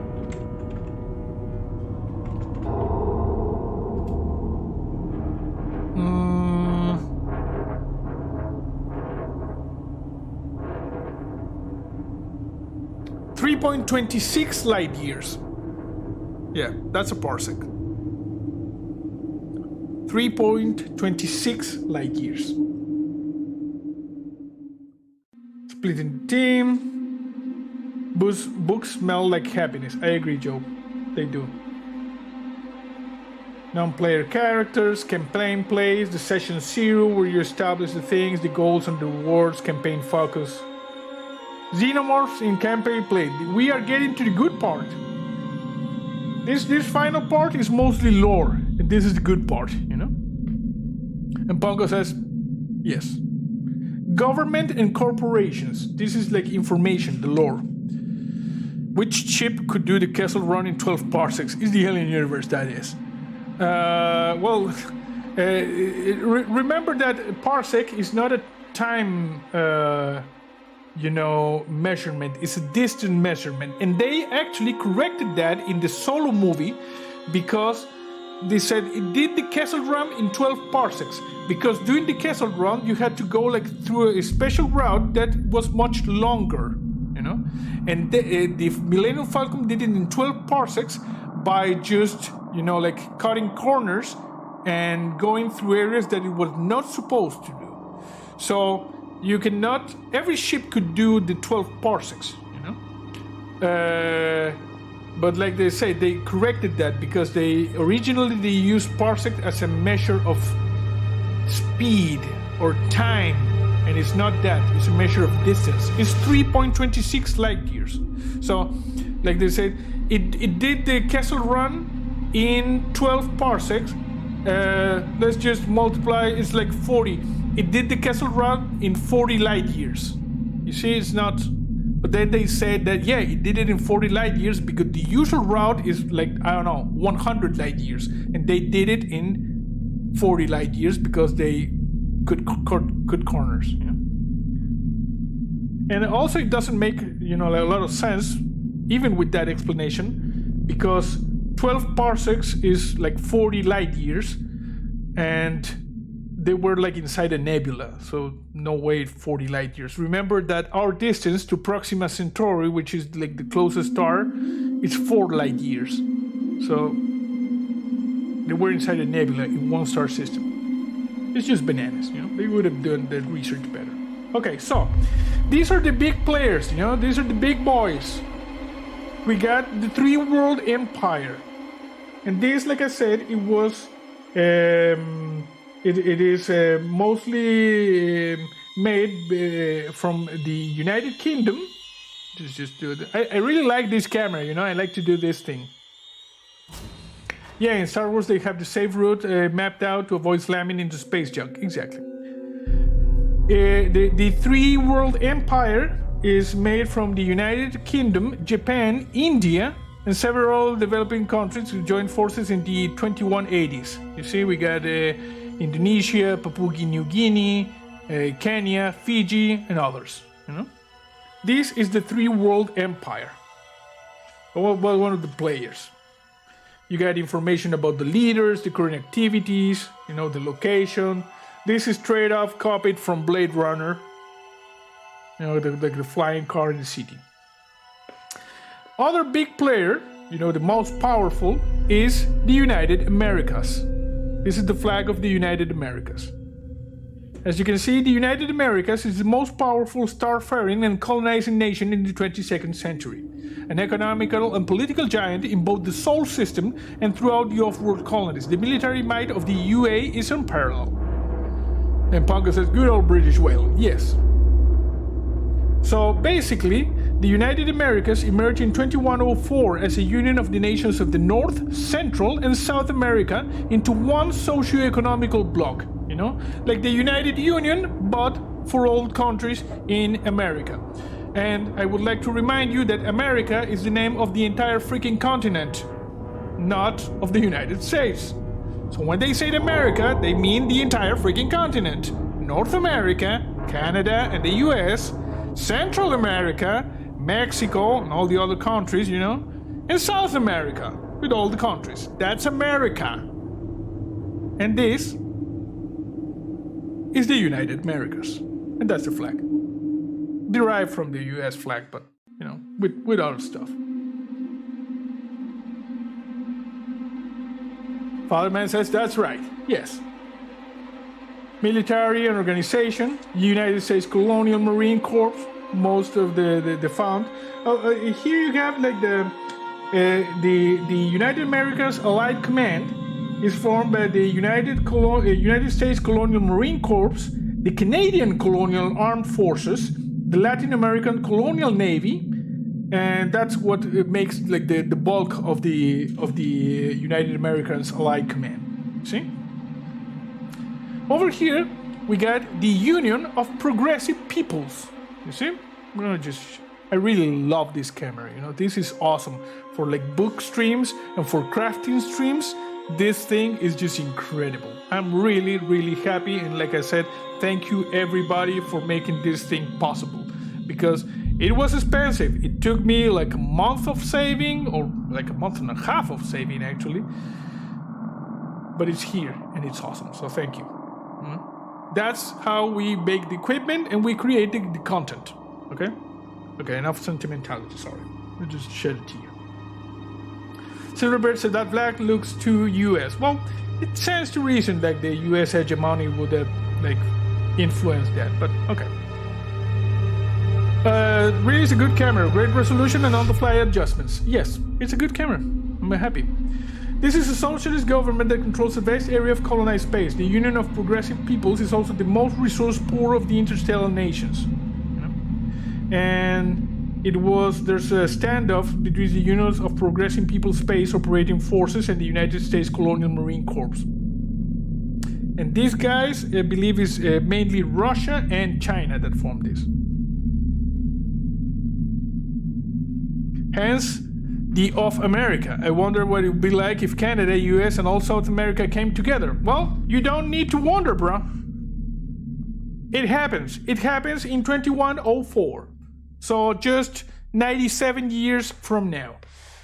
And then we start flying into the heavens and we fight the aliens. And we go like this.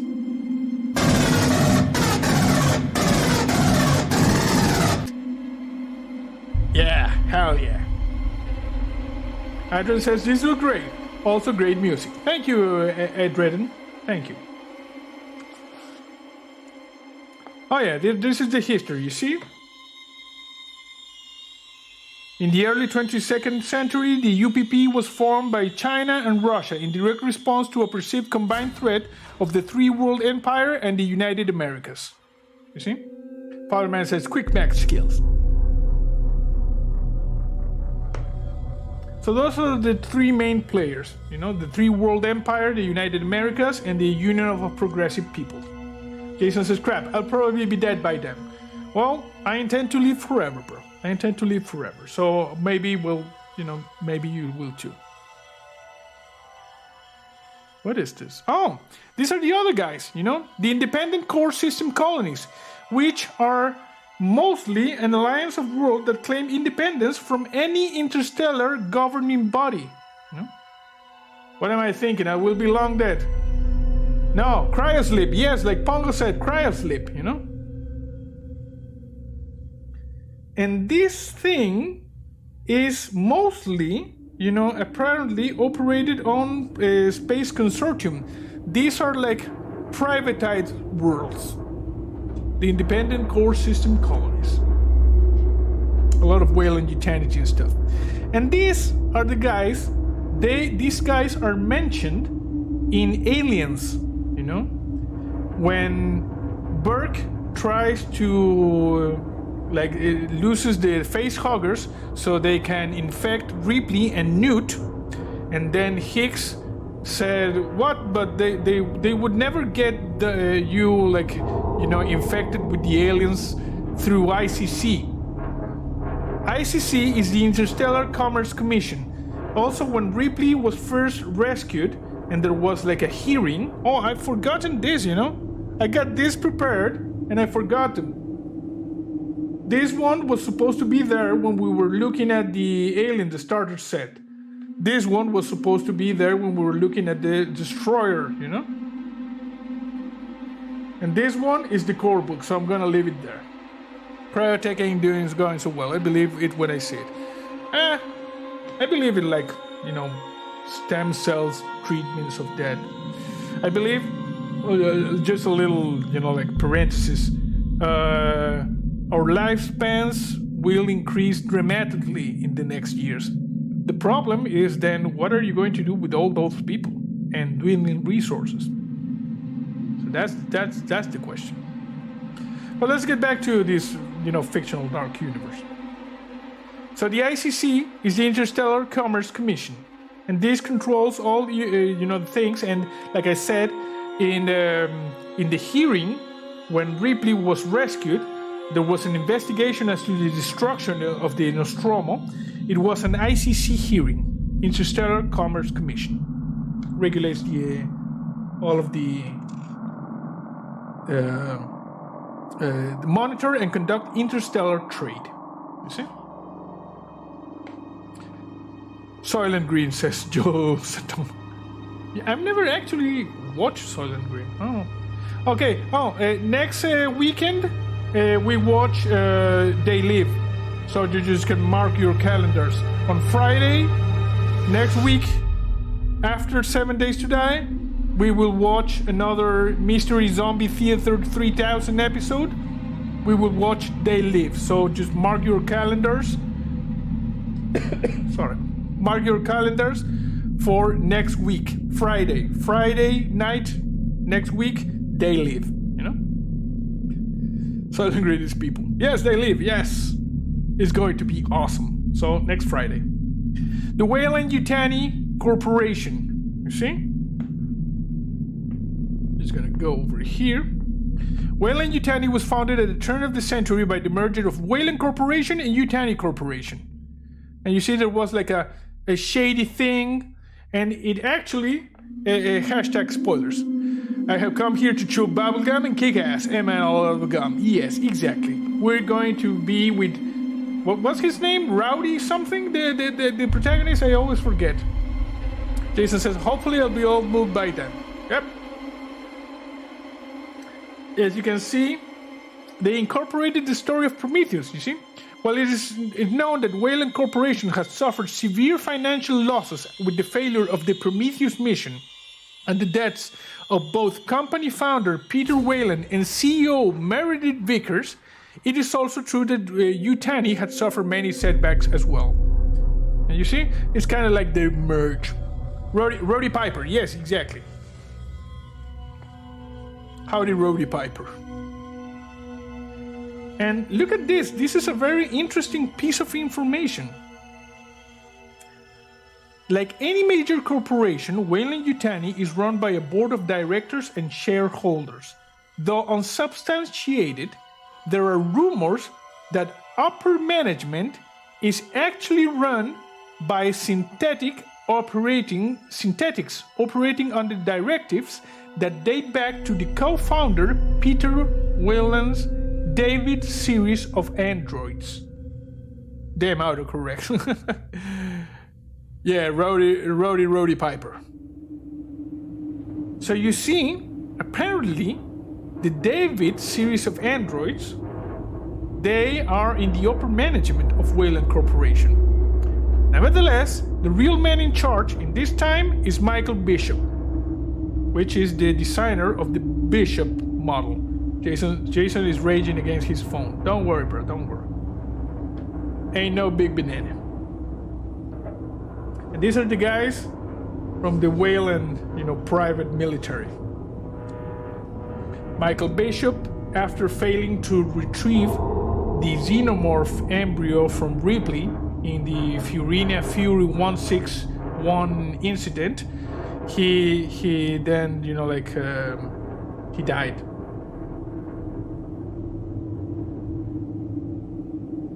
Look at this.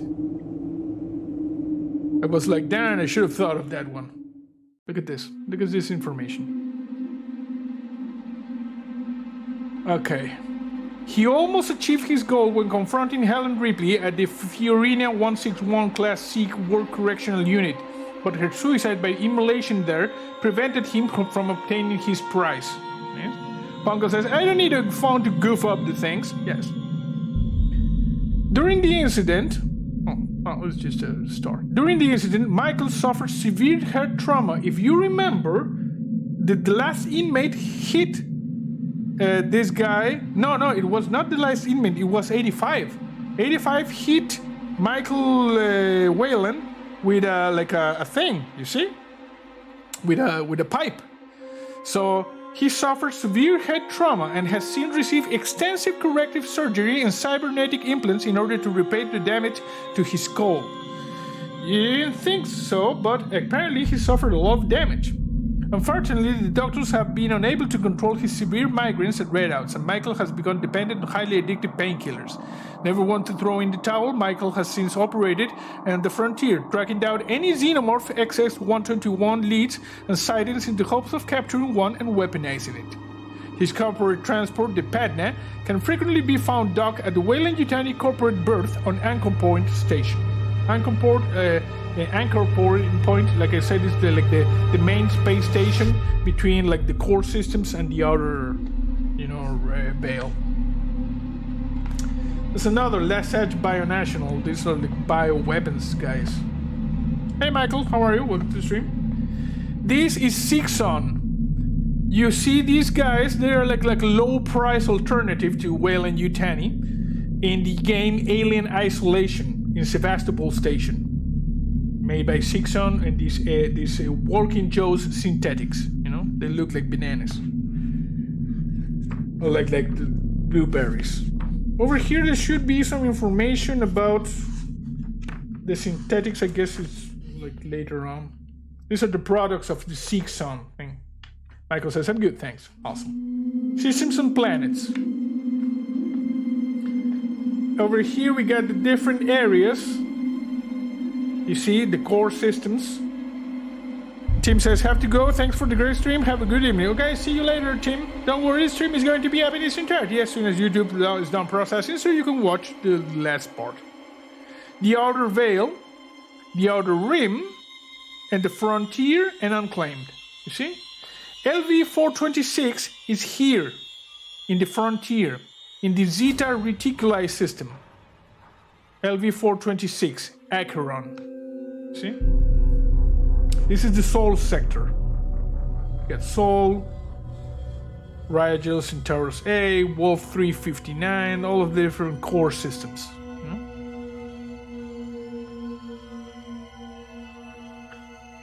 The core systems, New Eden sector, all of this information, the Outer Veil, you can use it to, like I said, make more interesting your stories. Neroid sector, sector 3847, Fiorina 161, Weyland-Yutani operated correctional facility.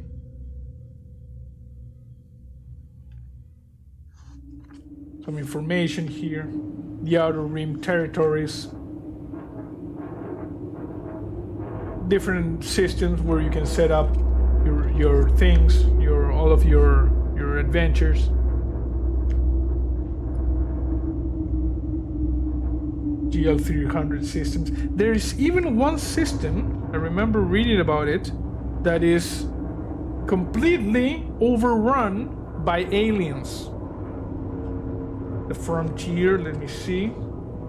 Gamma Leporis system, this is like an ice planet. Tanaka system. Zeta Reticuli system. Kalpanos. LV-223. LV-426, Acheron. This is the site of the Hadley's Hope incident. Michael says, "Okay, had to go, JC. Have subscribed and threw down a like. Thank you for streaming. Take care, bro." Thank you, Michael. See you next time. And don't worry, the stream is going to be up in its entirety as soon as YouTube is done processing. LV-426 is known as the site of the doomed colony Hadley's Hope. 35 years after the Nostromo incident, Weyland-Yutani and the colonial administration set up the atmospheric processor. You know, like 20 years later, the incident would cause the death of all 158 colonists. And then the atmospheric reactor blew up, and it's just a wasteland. You see? And LV-223 is the area where you had like the weapon facility for the engineers. Also, don't visit that. Everybody dies. Information about LV-426.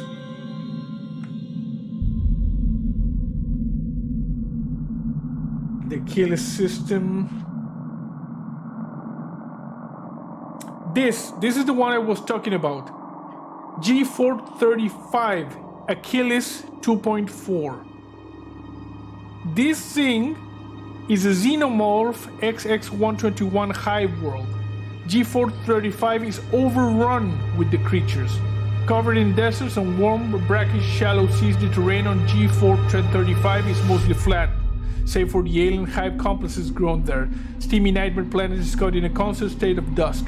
It's home to several indigenous life forms that play host to Plagiaris prepotens. These are the aliens, that's the Latin name. Plagiaris prepotens, you know? And these guys, this planet is overrun by the aliens. And there's even sightings of alien emperors and empress and kings. This is the good part, the alien species. And we are just almost done, like 30 pages. We're gonna be like 20 minutes. I don't know. Information about the engineers, physical traits, the architecture that they have. The black goo they introduce in Prometheus. The agent A03959X.91-15. This is the technology of the engineers. And the Xenos. Neomorphs, Predomorphs, Ultramorphs, Xenomorphs. The signature attacks, where they mess you up with the inner mouth thing. This is a juvenile Neomorph generated by the black goo.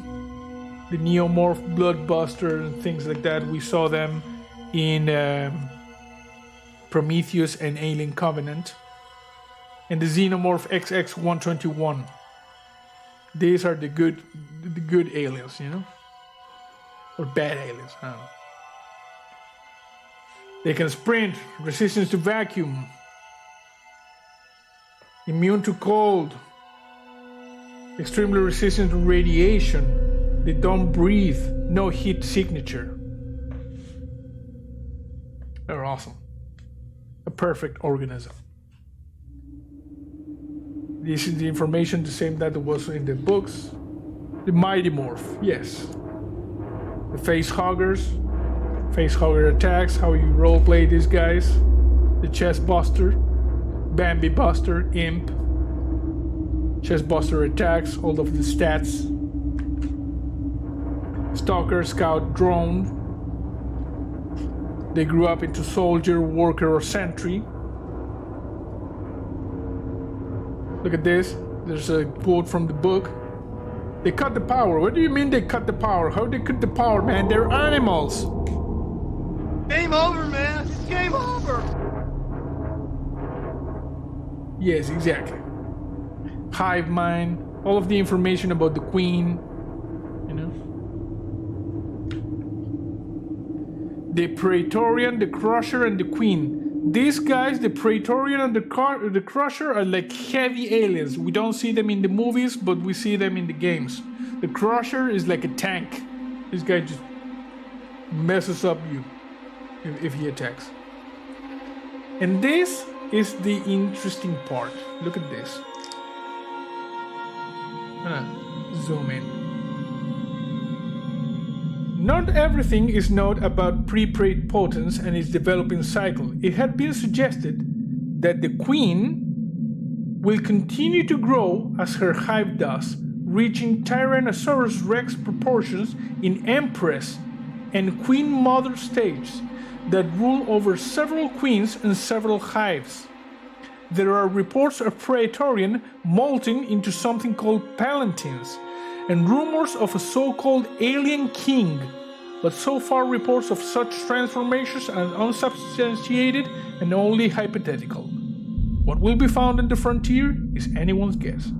So you can even introduce, you know, like bigger aliens in your campaigns. Prince Persona says, since aliens take on some of the genetic and physical characteristics of their gestation host, imagine a human that was bit by a zombie and then became a host for an alien. That alien would be crazy. Well, that is one of the problems, you know, I always said, with that thing that the aliens take on genetic characteristics. That thing basically invalidates the concept of a species moving forward because the variations would be infinite. That's why I always said that for me, yes, Alien 3 gestates in the doggo, but the alien never what's his tail. Yeah, well. For me, only the first one and the second one are really canon because they keep the line. Having the aliens variate their genetics according to the species where they gestate from is just bananas. It's just crazy, you know. You would never maintain like the genetic integrity of the species. That's why Alien 3, I always usually leave it out of the core like movies. For me, Alien and Aliens, they are canon. Everything else, they just messed it up. What can we all just get along? Stuff like that. I don't know. Other extrasolar species. There are other kinds of aliens, you know? Swarm. These are insects. Harvesters, like these monsters. What do they eat if the silly humans don't show up? They can gestate on other things, you know? When I was talking about the hive-covered planet, there's like a reptile they use for gestating. But like I said, it doesn't make any sense that an alien born from a human would be different than the alien born from the reptiles in that planet. You would not be able to maintain coherence in the species. It's just bananas. So yeah, they got like these worms, this harvester. That's why they are not contrary to the idea of extraterrestrials. They have encountered other species, but none as destructive as the Xenos.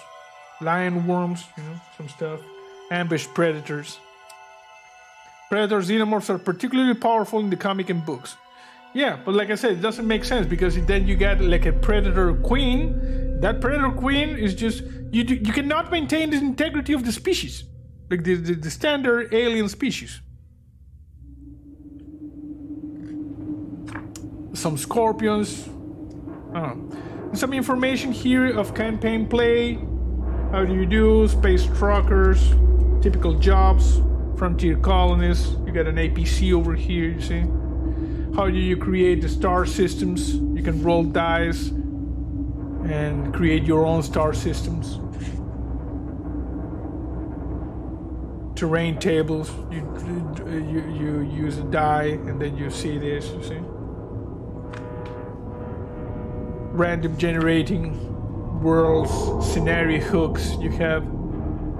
So what do you need to do? Get a religious leader, emergency repair parts and vital supplies are being shipped from a nearby colony. A lifeboat has crashed on the planet. All of kinds of, you know, story hooks for you to set up your campaign. The star system generator. Cargo ruins, good destinations. The missions, you see? Since there are no many like campaigns published for this thing, you can generate your own. There's only two, like Chariot of the Gods and Destroyer of Worlds.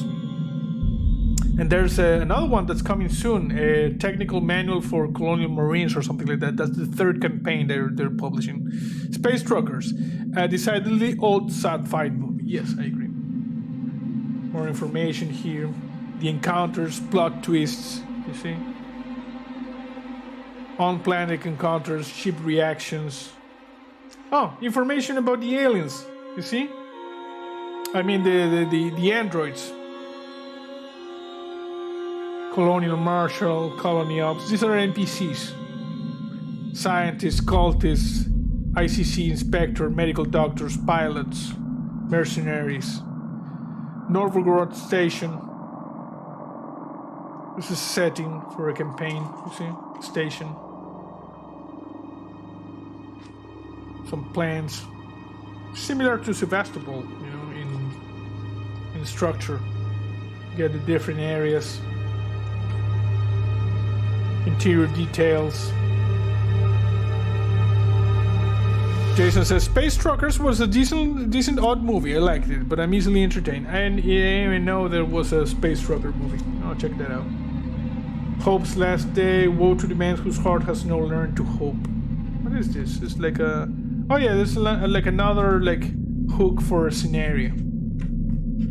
You see the situation, you get the people involved in these proceedings, kicking off the action. Like maps. Oh, this is actually in Hadley's Hope, you see? The last days of Hadley's Hope, when they got overrun. I forget, why were the androids filled with slimy milk guts? I don't know, it was like nutrients. The androids appear to be like techno-organic in nature, you know, something like that. They use nutrients for some reason. Information about Weyland-Yutani, I mean the Hadley's Hope colony, the bar, a casino, sub-level areas, different blocks. Air traffic control center, agendas, and story points. Hadley's Hope, different maps, you see? Space combat, you see? You put like a ship here, and then you move on this grid, depending on the speed, the relative speeds of the ships. Character sheets, and then the index, and then the star map.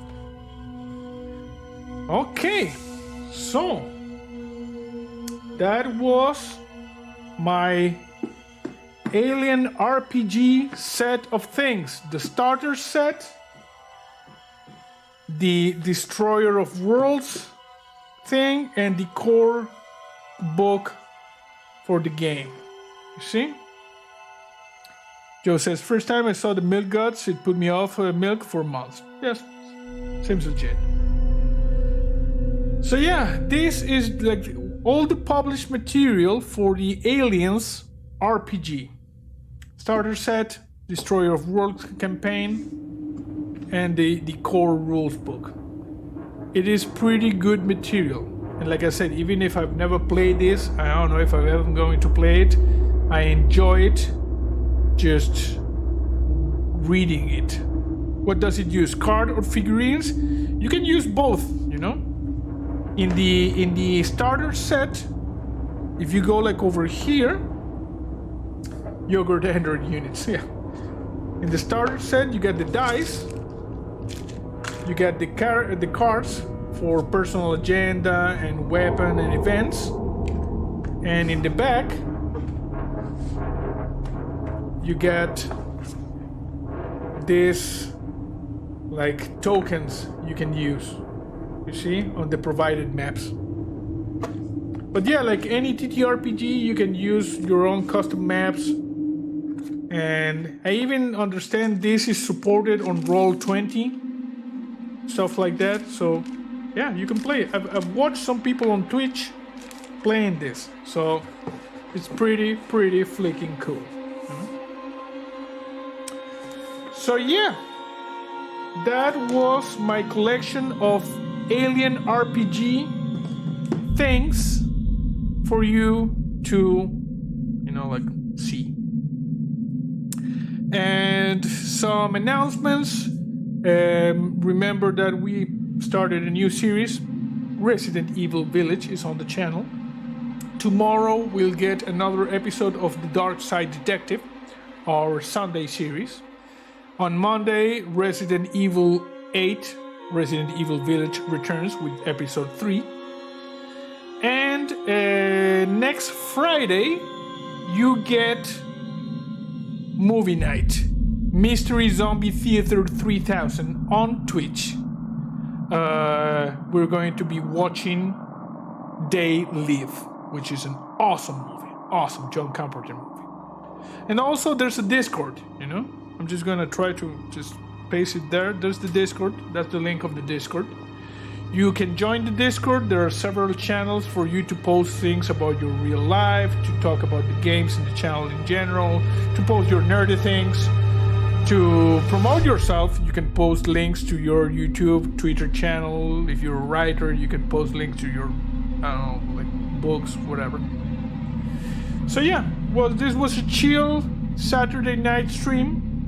And now I'm just maybe going to go watch Mystery Science Theater 3000 on Twitch. You know, I've been watching that with a beer, some snacks. It's cool. It's cool.